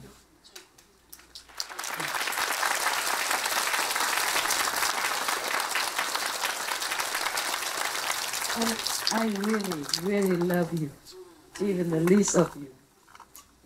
Even you can't meditate very well, I do love you, because I know it's just a world. It's like that. I don't know how anyone can survive here so long with all this surrounding, tiring job and obligation and temptation and work and whatever. Yeah. and the physical body demand, and the physical body weakness, and the mind's trouble, the mind's weakness, and the surrounding companies, not all of them are good for you. Yes. And once you make a mistake, it's difficult to go back. It just keeps binding you, and one lead to another. It's like somebody doesn't want to get married, to begin with. But then he or she got married, somehow got married. And then it's not ending there, had children, and then work harder. Yeah, work harder. And more anxiety, more worry because of the kids, because of love for the kids. I don't mean that is a bad thing to have children or anything. What I mean is that it probably wasn't the thing you want to begin with. And then you come into it, and you can't get out. You just get more and more trouble. More children, and then later more grandchildren, and more whatever. And then the in-laws together, and, the trouble that brought with. It's a package deal. It's a package deal. It's not just one person coming to your life. It's many things. The wives and husband friends, the wife and the husband family, wives and husband, other not too good company, etc., etc., etc., etc., and the colleagues and the boss. Oh God! I really think you are tough guys. Tough. You are made of iron. I should call you iron initiate. How you do all this? I don't know. I had only 7 dogs and several, maybe tens of thousands of disciples, and I'm already very tired. I don't know how you do all this. And disciples are mostly very good. Yeah? All right. No, I truly, really, really love you, because I know what you go through every day, every single day of your life. Even if you try to avoid one, you will get another. The Maya is always around. He never leaves you alone. He doesn't leave me alone. He can't mess up with me. He messes up with my, attendant, assistant. Actually, dog's assistant. Every day. Every day. If I cannot cry, I just laugh. What else to do? Cry and laugh is same. Same situation. Yeah. You're in prison already. You cry or you laugh, what would you do? Still in prison, right? Make no difference. Just as I told you. Yeah? I wear high heel and I stand up, still make not much difference to you. You don't see me much. Right. Now, I told you, I talk a lot. You need a calendar now? Huh? Hey, it's all your fault. You don't want me just to read it. You want me to talk? Never mind, we have fun, okay? We have fun. Yeah, whatever. Okay, huh? You already have training method. You already know the 5 precepts. What else can be wrong? And you want to see your master. Can it be wrong? No, right? So she has to sit here so you can see her, right? And if you cannot just sit here for just look for her to talk photos. Entertain you, huh? Yeah, you should be lucky to have some entertainment master, no? Yeah.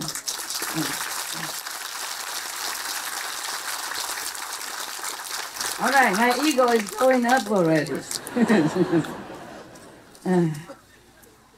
All right, so the Buddha say that what I have said here, above mentioned, just up to now, apart from mine, yeah, except mine. He say what I have said here is the Buddha's teaching. Any explanation others counter to it, opposite to it, is the teaching of the Papiya, meaning the atheist, meaning it's wrong. Huh? What the Buddha said about the lustful mind, that we should cut off, we should beware of it. Just be beware of it, okay? Then that is the teaching of the Buddha. He didn't say be beware of it. I say that. Because the Buddha has it too good. Maybe he doesn't know much about the suffering. of normal humans. So he said, you have to do it or die. So I tell you, beware and control it.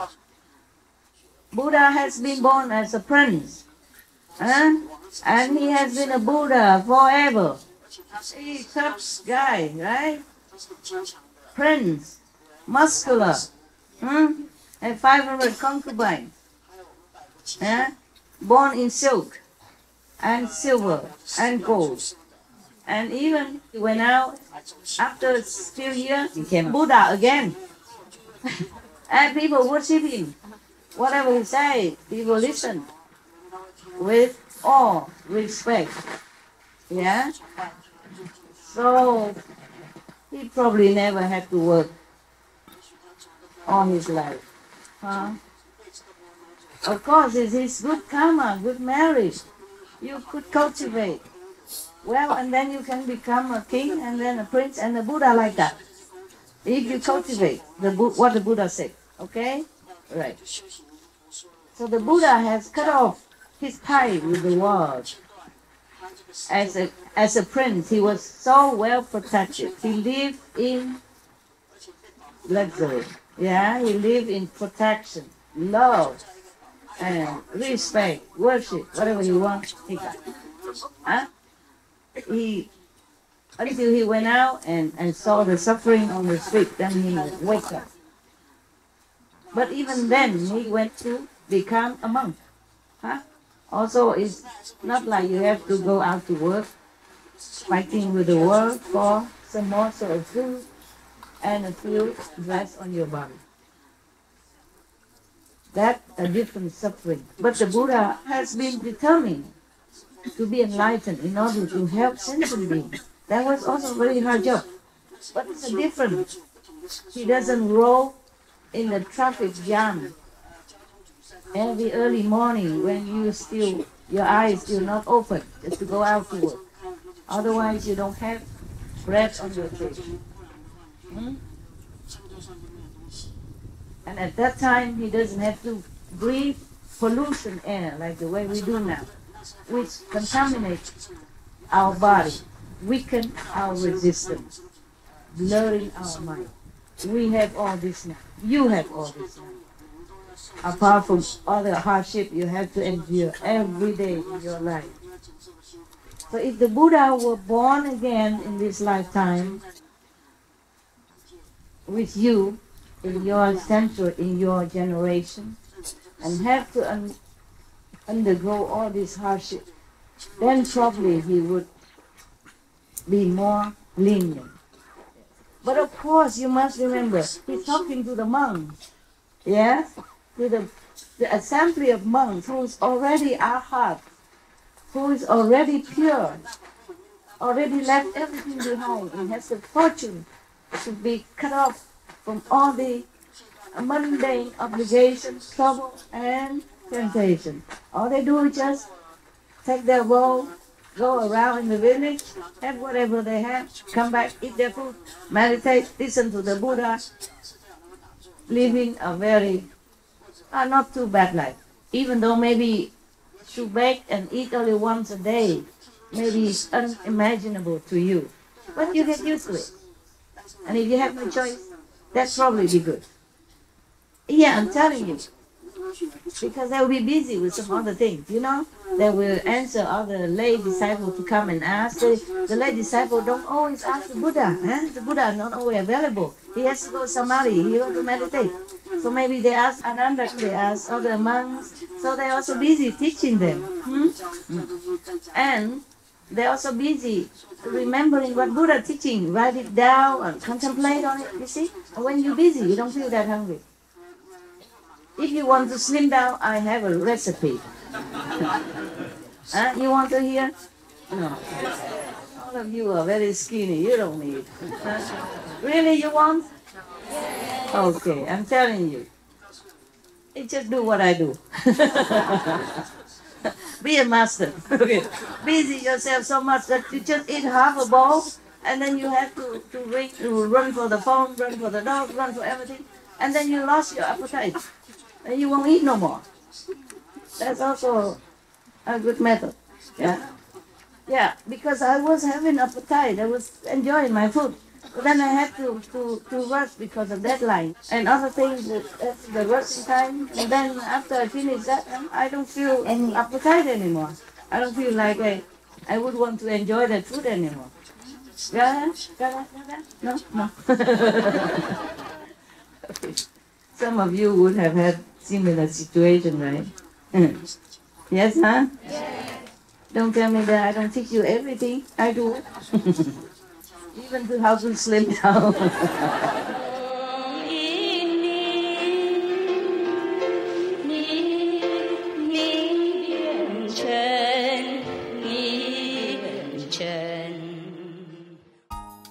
Right. We continue until I prove to you why the Buddha is vegan, not vegetarian. And probably Jesus was vegan too, okay? It's just that he didn't say anything, or there's no trace of it. So we just presume that he was vegetarian. Yeah? Because Asim was supposed to be vegetarian, okay? But mostly vegetarian, they ate pure food. You know, not like nowadays, they eat fish and seafood, you know, shrimp and stuff, and they call themselves vegetarian. I said, what kind of vegetable that swim around in the sea like that? Huh? What kind of vegetable that swim around? Yeah? Have a face, breathe in and out, and go to eat, and blinking eyes, wagging tail, and stuff like that. What kind of vegetable is that? Huh? You see the shrimp, they also swing their tails to swim. The fish also swinging their fins and all that to swim. What kind of vegetable is that? Bread? Is that a vegetable? No. See? Telling you. They call themselves vegetarian, eating all that. So, it's not like when the Buddha or even Jesus ate vegetarian. Maybe they probably drink a little milk here and there when they're sick, or if people even offer it to them. Okay? The monks, they come out for alms, yeah? But the Buddha said if there's meat in the bowl, you take the meat out and eat just the vegetable. Okay? So, it's not that easy to just go out and bake and eat anything. It's not like that. And most people, I don't think they put the milk on top of all the vegetable and rice when they give it to the Buddha. So milk is not always like available. It's not that. So even if they are vegetarian, it's very unlikely that they even have a chance to have milk.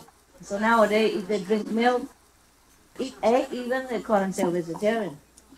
I don't think they offer that to Buddha. Even offer, the Buddha say, take it aside. I will show it to you soon. You know why? I tell the SMTV staff to change the Buddha into vegan, not vegetarian. I will keep it. The calendar is still on. Yeah, you're a master, huh? And talk, huh? Ooh. I can also go back to my room also. You know. I wasn't really like very enthusiastic to come and talk to you. Of course you are here already. I feel I should, yeah? But I was very, not very strong. Not very like, whoa, you know, I'm going out to talk now. Buddha, no, I wasn't very good, okay? A lot of working, rushing before the retreat so that I can go to the retreat. Even at the last minute, this early morning, 4 o'clock, they still send documents for me. And I work until, I don't know, 8 o'clock, 8:30. I mean, all night already. I thought 4 o'clock I can go to take a rest. No, cannot. Hey, even I'm on retreat and they still send it to work. Imagine that. Yeah. And then all kind of irregular activity, you know, make the body kind of well. Huh? Not that I don't love you. I really love to see you. I really. And now I'm here. I feel like, okay, I could talk. But when I come back to the room, it may be a different dimension. Not like I'm really enthusiastic to come out and forget the calendars and that stuff. It's not really. But I could go on if you are around. Huh? I guess your enthusiastic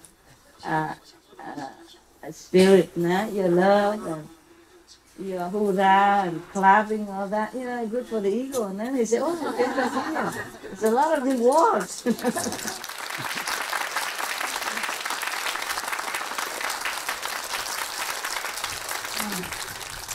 I'm just kidding. I just love it. That's the only drive, okay? That's the only drive that makes me drive this body. Yeah. How can you keep driving your body for so many days on end without sleeping and eating just something? Or not eating, how can you drive your body like that? It's only love that can do that. Yeah? Only love, I think, that can do that. Love drives it.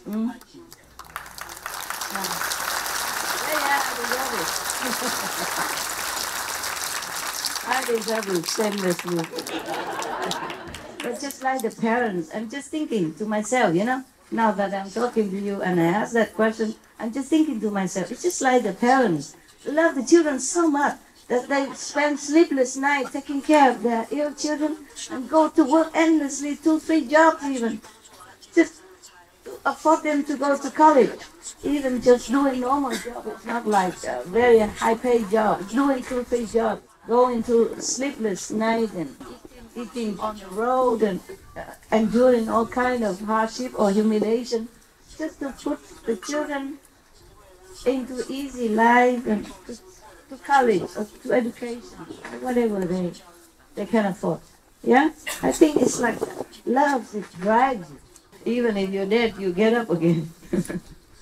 Could be. So even when I'm coming out, talk to you, or when I go out on lecture tour, the way I talk, people will think, oh, she loves this job. She is strong and healthy and very energetic. It's not 100% true. It's not. All right. Continue. Further, Ananda, if living beings in the 6 paths of any mundane world have no thought of killing, he explained further. What's next? Okay?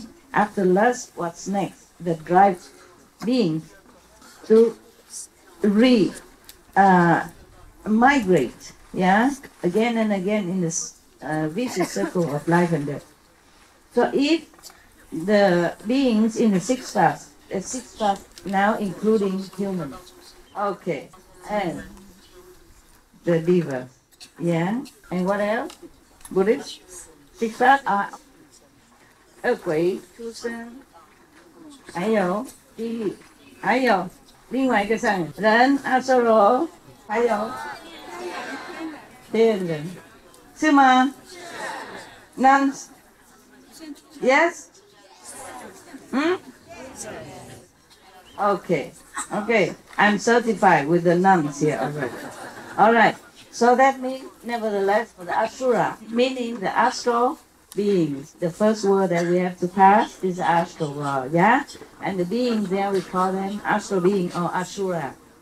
Asura, Sanskrit term for astral beings, These astral beings, but they are also very benevolent astral beings as well. Meaning these beings, whether or not they are benevolent or vicious, they are Asuras. And they also inside of this 6 existence, which cannot escape birth and death and destruction, old age and etc., if they don't stop killing. Killing directly or indirectly is the same. Because if you don't eat meat, for example, then no one will kill the animals for you. What? Anybody so crazy will go buy a lot of animals and then kill them, just leave it there? Making no money? It is the money that drives people to raise animals and kill them for food. To sell it to the people who eat it. If people cease eating them, then there will be no more killing, right? So eating meat is a kind of also indirect killing, right? It supports that kind of job. It supports that kind of business, of killing. So the Buddha say, all this being, including some lower level of heaven, if they have no thoughts even, not just killing, but thoughts even. Yeah.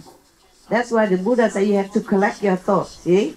Because if you collect your thoughts, then you control your thoughts, then you don't do the wrong thing. Yeah? That's why concentrate on the virtue and moral and compassion and love. So the Buddha say if these 6 paths beings do not have any thought of killing, they would not have to follow a continuous succession of births and deaths. If you don't kill, you will not die. are reborn again, and suffering, old age and sickness and separation and sorrow and all kind of pain. So killing is one of the cause of transmigration, yeah, after lust. Yeah, I don't know why the Buddha mentioned lust first. I guess it's because it's the assembly of monks. Yeah, monks, they don't kill anyway already. Yeah, so lust is more important for monks, because monks and nuns, when they came to the Buddha, they were still in the prime of their youth, and this hormonal drive that makes them crazy, make all of the young people trouble. That's why the Buddha mentioned it first. I guess. Okay, my humble opinion. Don't look at the calendar. My humble opinion again. All right. I have to make it more plain, okay, and explain to you. Because if you read the sutra, some of it are really out of understanding. You can't understand a thing. That's why many people don't, they say they follow such and such religion, but they don't understand what is it, the principle of the doctrines of their faith. Because the masters has long ago left our world, and their teaching at that time, their talk are also a little different from nowadays. It depends on the master. If the master talk in the very high language, it's more difficult even. And not to talk about this kind of abstract terms, yeah, it's more difficult. And in such a way that not many people can understand. So if I talk a lot, it's just to make it more plain, okay?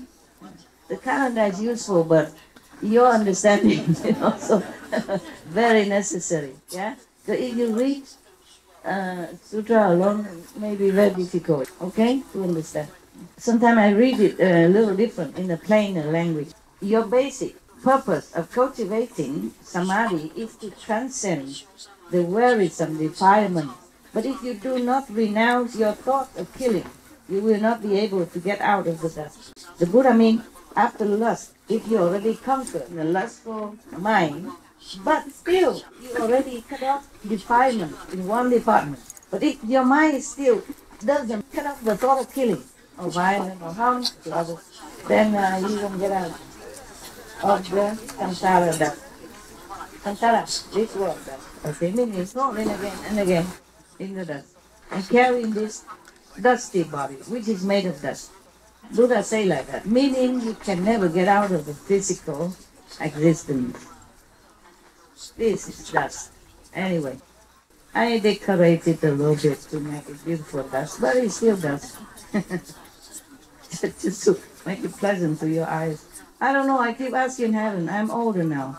Can I just wear every day plain, like gray, brown, like those dim yellow, dark and red, even if red. Can I just wear two or one kind of color every day? You know? They say, no, carry in your usual self. Speak in English like that. You yourself.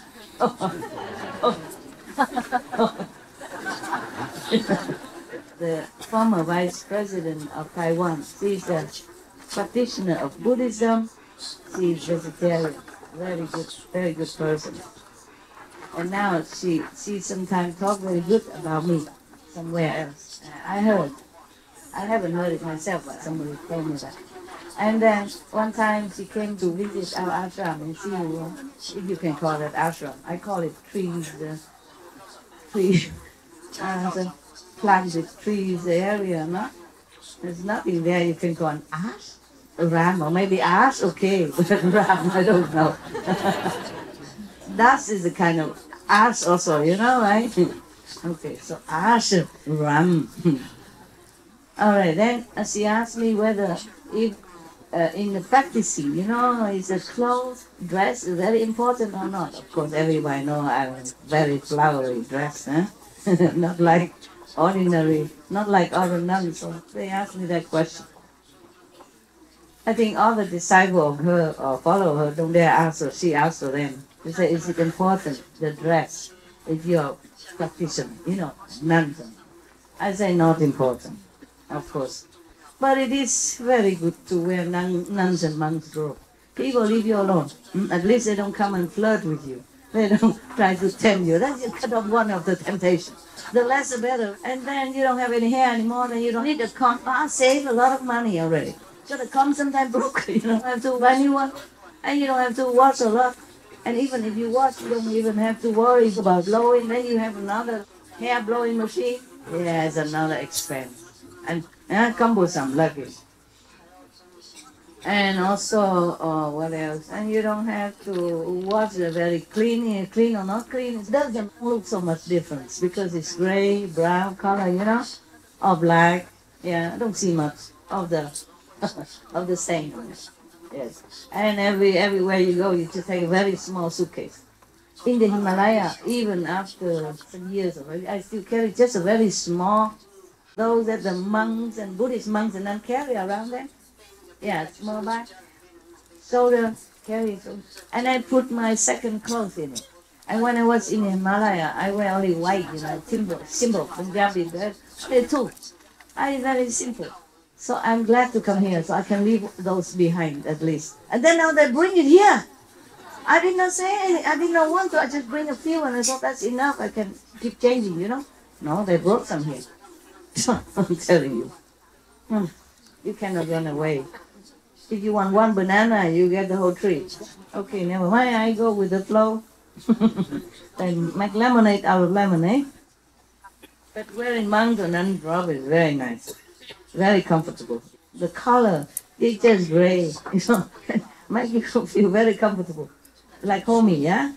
When I wear those in other time, I feel very comfortable. You don't worry, you feel very comfortable. Light, simple. Yeah. I just feel homey, yeah? Somehow. The color. Brown, dark brown or gray, you feel very comfortable in it. Try it. Next time. Or maybe it's just your attitude. You just want to simple it different. Maybe it's not the clothes, yeah? One time when I was younger, is the calendar still there? When I was younger, I was in Germany. I talked to a monk, he's a very virtuous monk. He was already 60-something at that time. I was maybe 29, 30 at that time. I asked him, I want to become a monk. Yeah.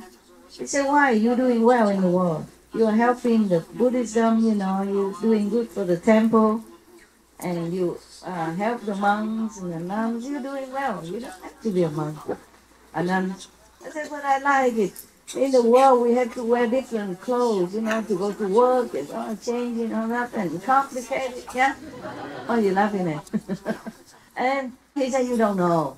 Some monks also are complicated. He said to me, just wearing the clothes, simple clothes, doesn't make you simple. He said like that. I just now remember, and it could be true. It could be true. But at least it's simple physically. You don't have to have a lot of luggage to take care of that. Yeah.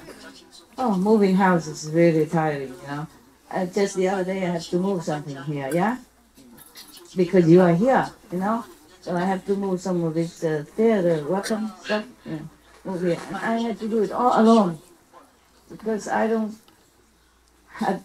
In that situation over there, I cannot ask anybody to help me. Also, maybe they don't know what I want, okay? So I have to do everything myself, sorting things out, and then pack it, and then I have to select this and that, and I thought, oh, can I do all this? Oh, can I? Very tired. Too bothersome.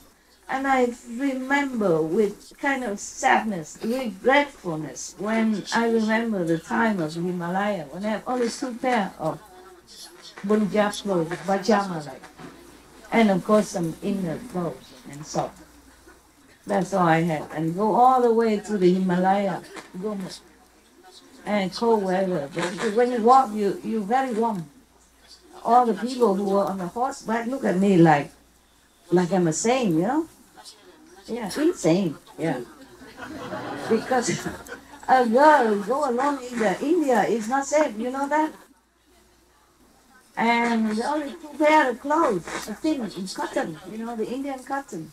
and only one pullover, but I don't ever wear it because I'm hot when I feel hot when I'm walking all day. I feel hot. Even when the rain make my clothes wet, I still feel very warm. And the snow is still abound. The month of May is still a lot of snow around. The army has to cut through the snow in order for the children to walk. It's like two walls of snow over both sides of you when you walk. Like the wall of snow. In some part, man. Oh, anyway, it's still cold. I never felt cold.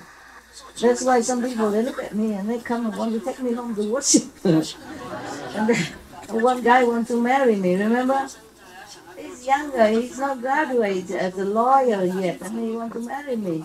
I was already 30, 31 or something. I said, I'm married and I'm older than you.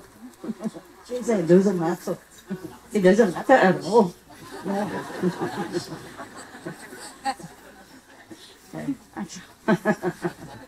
बहुत अच्छा नहीं good okay and he's very good looking. That was all time, huh? All time. I didn't fancy him, don't think about it. No, I'm just telling you. I'm just telling you, it's a truth. Just for fun. Just for fun. I guess they think I am kind of holy or something, yeah? A girl alone, Asian, so small and skinny, and walk alone with one stick with a sleeping bag, and the clothes I put inside the sleeping bag, you know, one pair of clothes, and the pair I wear, you see? And put over also inside the sleeping bag, and I roll it. So it looks like I have no luggage at all, just a sleeping bag.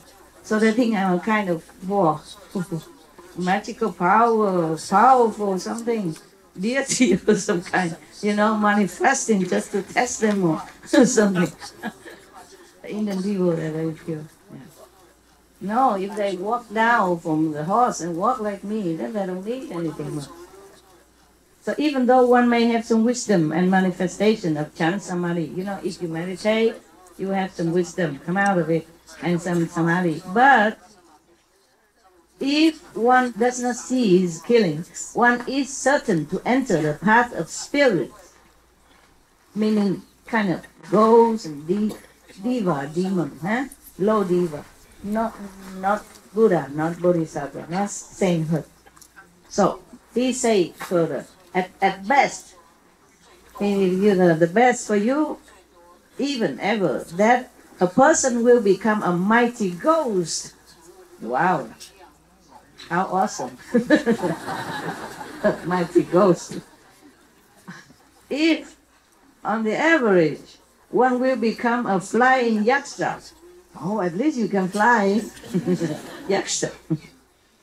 Meaning a ghost leader or a kind, okay? Just a ghost. At the lowest level, one will become an earthbound rakshasa. Called like ghostling or something like that. Anyway, kind of ghosts. The different kind of ghosts, they're all ghosts. Now you know why. The Buddha, the war honor one, the enlightened master, he said that. If you don't cease killing, meat eating, blood drinking, then you will become ghosts. Mighty ghosts even, can fly, fine, but nothing else. Right. So beware, yeah? 5 precepts, yeah? No lying, no stealing, yeah? It's coming next, the one lying coming next. These ghosts and spirits have their groups of disciples, also even have disciples. Each says of himself that he has accomplished the unsurpassed way. It's the same like the other one. After my extinction, meaning the Buddha, Nirvana, in the Dhamma ending age, these hordes of ghosts and spirits will abound, spreading like wildfire, as they argue that eating meat will bring one to the Bodhi way. They argue, these ghosts and spirits, they say if you eat meat, you still can, you know, you will go on the Bodhi way, meaning you go in the Buddha's direction. You will become the Buddha. My God, what nonsense. How can anybody believe that? But Somebody does? Huh? Obviously. Okay. You want some more? Yes. No? Okay. Until midnight. Max, okay? 27 minutes. You can make use of the calendar sometime.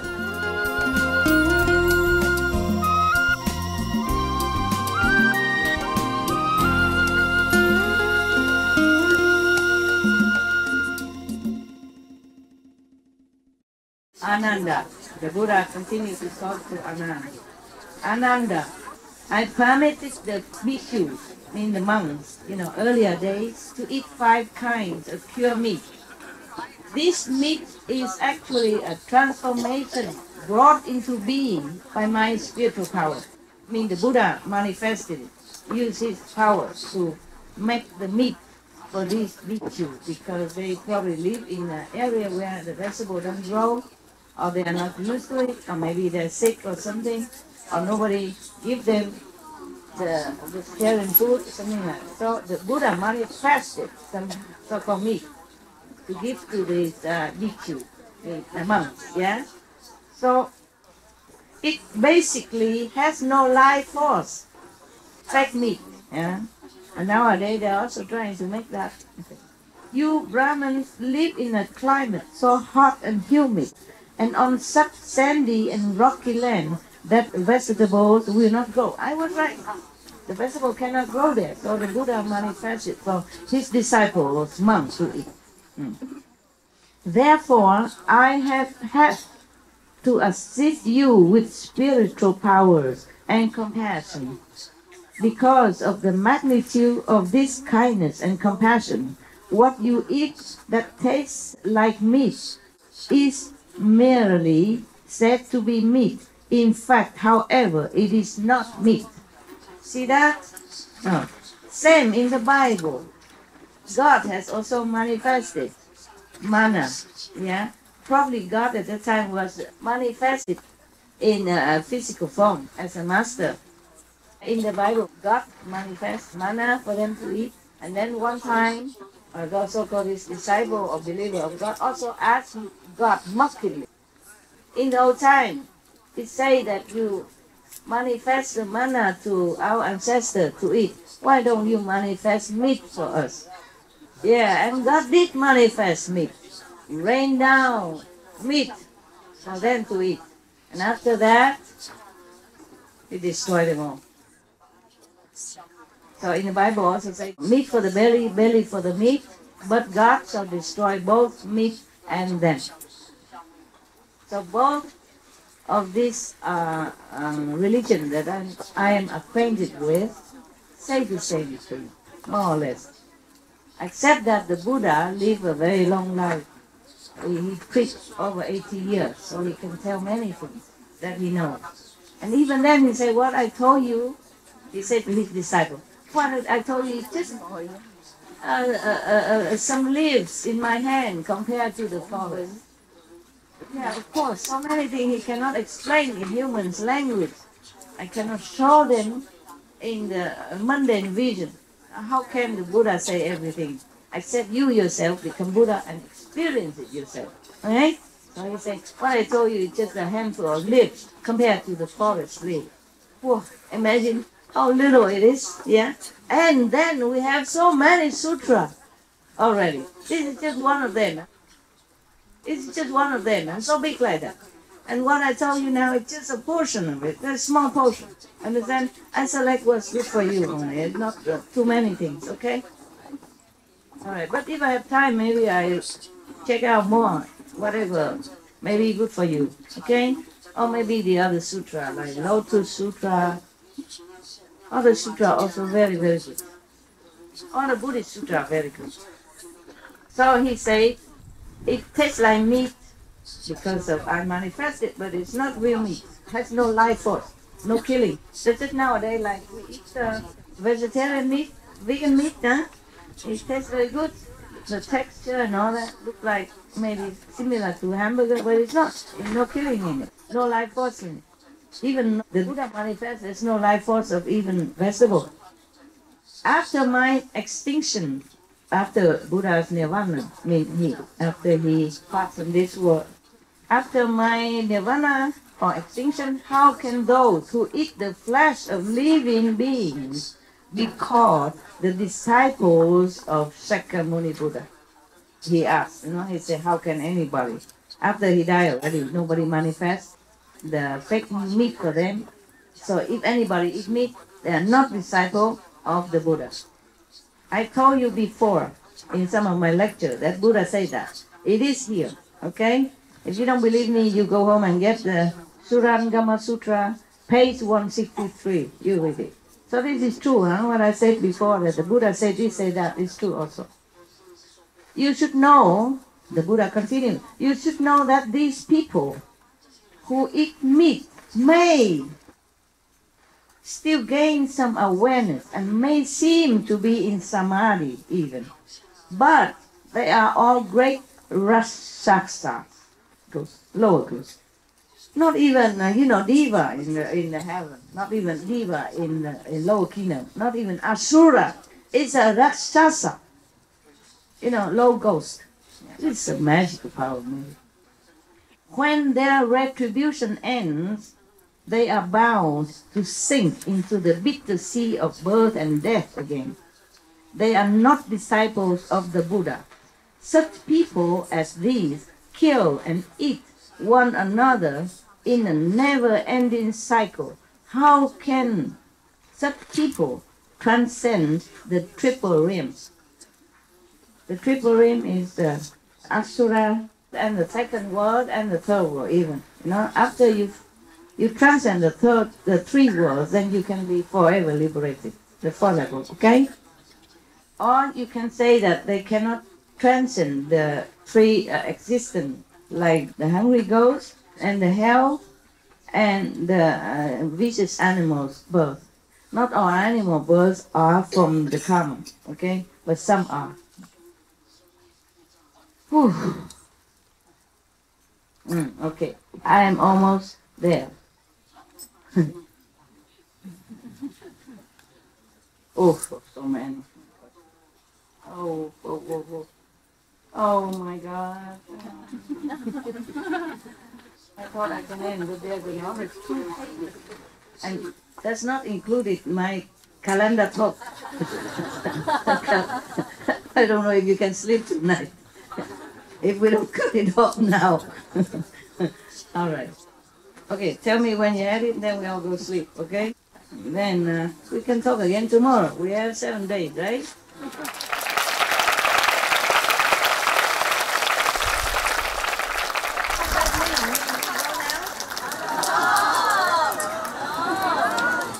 That's why you're clapping. You confuse my ego now. What is it? You like me talk or you don't like me talk? Yes or no? Yes, don't like? Yes, like. Okay, I know. Just joking. I know what you like. Yes. Best is that sit here 24/7. Talk whatever, right? Play the podcast. Peace in Korea, whatever. You like it all. Okay, Buddha continued. When he said to Ananda, because Ananda said he wanted to save sentient beings, remember? Yeah. And he asked the Buddha, how can he do that? Yes. So now the Buddha concluded, more or less, not yet concluded. I concluded when I concluded. It's not yet. Therefore, Ananda, when you teach people in the world to cultivate samadhi, they must also cut off killing the people, not just the monks and nuns, yeah? So the people in the world, must also cut off killing. This is the second clear and unalterable instruction on purity given by the first come ones and the Buddhas of the past, the world honored ones of the past. Meaning all the Buddha, all the saints, teach this way to all people. Yeah, either now or the past. That's what the Buddha said. So the Buddha said, therefore, Ananda, if cultivators of chant samadhi, mean the meditation, the way you do not cut off killing, they are the one who stops up his ears and calls out in a loud voice, expecting no one to hear him. It's like he stuffed his ear, but he talked very loud and yelled loud, and then thinking nobody hear him because he himself doesn't. Yeah, well, you know everything, my God. What for I'm talking? Huh? You come up here. All right, very good. Because when you stuff your ears, yeah, and you don't hear even if you talk loud, okay, or anybody talk loud. When you stuff your ear and then you talk loud and then you think nobody hear and you don't disturb anybody anyway, and that is not correct. That's not logical. That's what the Buddha meant. Just an example to make it more clear explanation to Ananda. The Buddha is very patient, don't you think? Yeah. He keeps saying this, saying that, exhausting all kind of explanation, taking his time, so that his disciple understand well, and not just understand, but understand well. Because the example is more clear, yeah, than just talk. Because he stuffed his ear and expected no one to hear him. It is to wish to hide what is completely evident. Say it is very illogical that you eat meat and you will become Buddha. How can you kill someone and live? Eternally. That's what Buddha means. It's not reasonable, not logical. So, bodhisattvas and bhikkhus, monks, who practice purity will not even step on grass in a pathway. Even less will they pour it up with their hand. How can one with great compassion pick up the flesh and blood of living, moving beings and proceed to eat it to his fill? The monks in Hinayana Buddhist country, such as, some of the Asian countries, they are in Hinayana way of Buddhist life, or Buddhist monk. You wouldn't think that they eat a lot of meat, but it's not like that. Except the monks and who has many followers, and maybe they bring meat to the temple and offer it to the monks. Otherwise, they go out every day, once a day in the morning, just to go for alms, and the people give them whatever they eat. Okay? I saw that it's not much meat on. I don't see meat at all. I just see some rice and vegetables. And to be a monk like that, eat once a day, and go out beg for food, and eat whatever people give, is not a very comfortable life, physically speaking. Okay? So it's a very hard practice, very high discipline. I saw them using their hand. Like the people who offer food, they don't just use spoon, Outside, when these monks from other Asian countries come out to beg for food, people just use their hand and take some a pinch of rice and put it in the bowl, because they go in a whole line of monks, yeah? And mostly I see young monks, children monks come out. And they use their hand, God knows if they wash them or not. They use their hand to pick the rice from their pot and give one pinch to each monk. And to the next one, the other would give some vegetables. And I don't know how much they get in a bowl from that. But it's not seem to be a lot.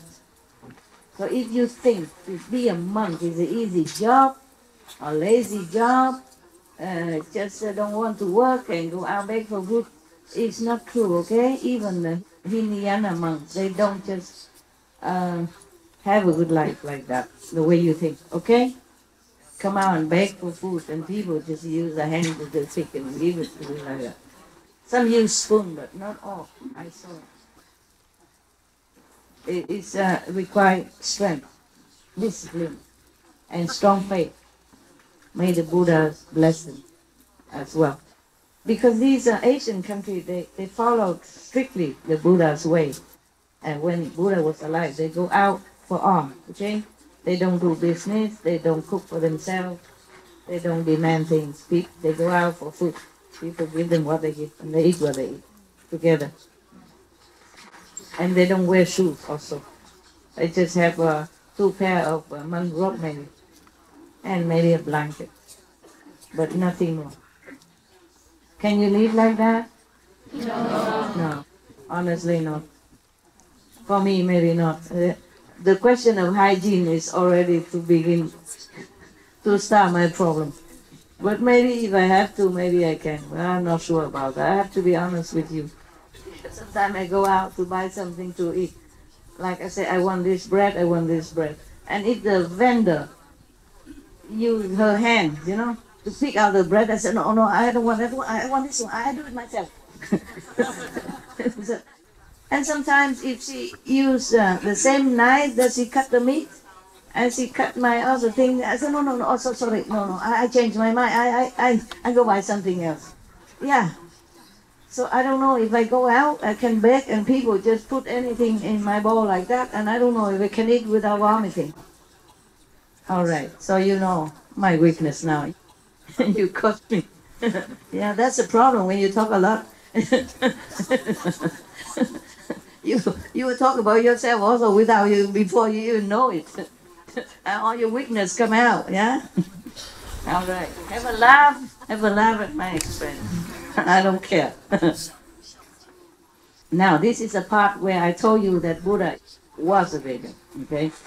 He said, bhikkhus, mean monks and nuns, bhikkhus who do not wear silk, not even wear silk, or leather boots. At that time, the Buddha already so clear. The bhikshu who do not wear silk, or leather boots, or fur, or down from this country, or consume milk, cream, or butter, can truly transcend this world. Hear that. That's the talk of the Buddha. He doesn't even drink milk. He don't wear silk.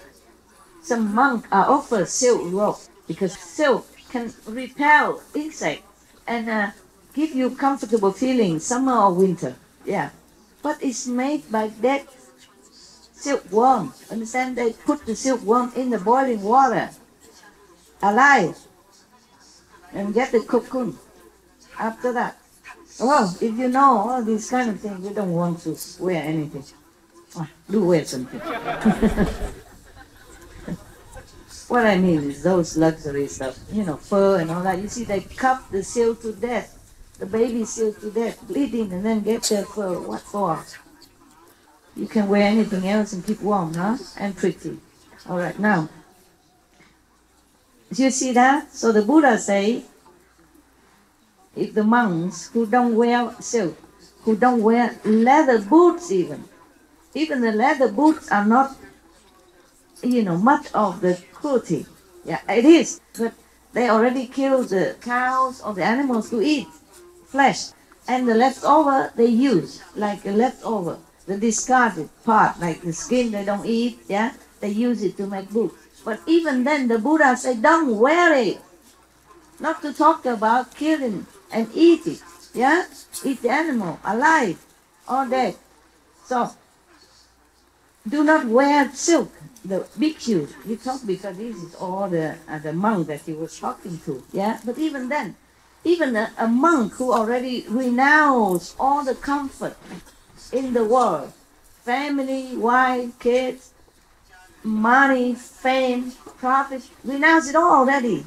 Yeah, already have a lot of merit, virtues, and already gained a good teaching with the Buddha, staying with the living Buddha every day. Still he tell you, don't eat meat, don't wear silk even, don't wear leather boots, don't wear down, from the pluck the feather from the birds, don't wear down from this country, don't consume milk, don't consume cream that's made from milk, and butter, then you can truly transcend this world.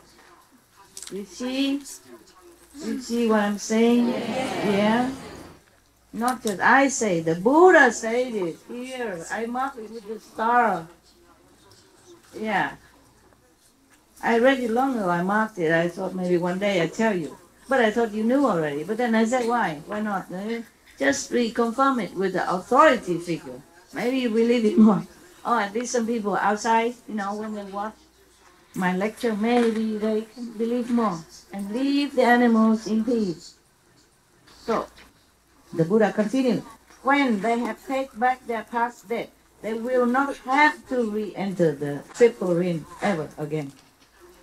If you don't wear silk, if you don't drink milk, if you don't take cream, if you don't wear down, if you don't take butter, leather boots, then you never have to enter the circle of life and death again. Okay, now, why? The Buddha asked, why?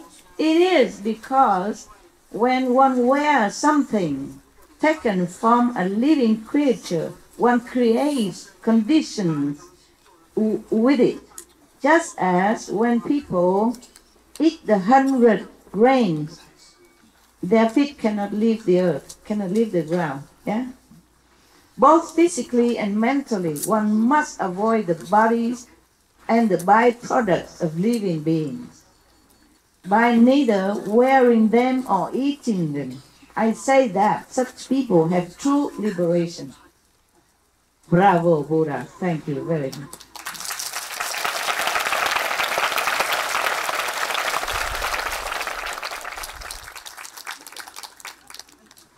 One minute to midnight. The Buddha said, what I have said here is the Buddha's teaching. He doesn't mean only his teaching, but he means the saints' teaching, the holy people's teaching, past and present, for him. So, when he said Buddha's teaching, he means general here, a third party. He doesn't mean himself, yeah? So, what I have said here is the Buddha's teaching. Any explanation counter to it is the teaching of papaya, mean the heretic, the non-believer, the evil. Okay, there are some more. Okay, we continue next time. Yeah, okay. So that you can go rest. Okay.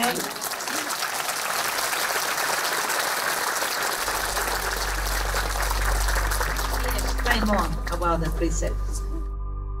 We should really thank the past masters, monks and nuns and scholars who have taken time to record what the Buddha is teaching after the master's nirvana, and also for the past and present persons, lay or monks or nuns who have really dedicated themselves, sacrificed their time and precious health or under any difficult situation to translate this so that I can read it to you. And we have to thank them.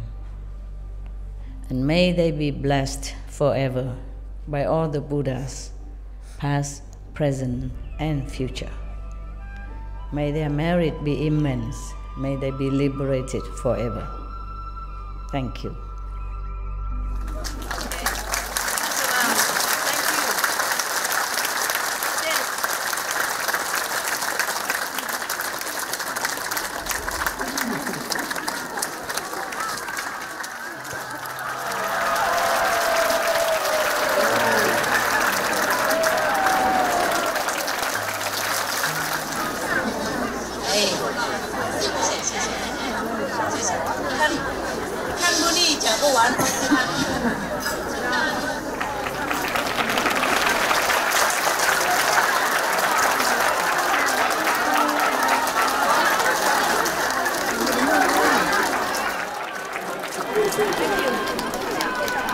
love you, Master. Thank you. I love you, Master. Thank you. Thank you, Master.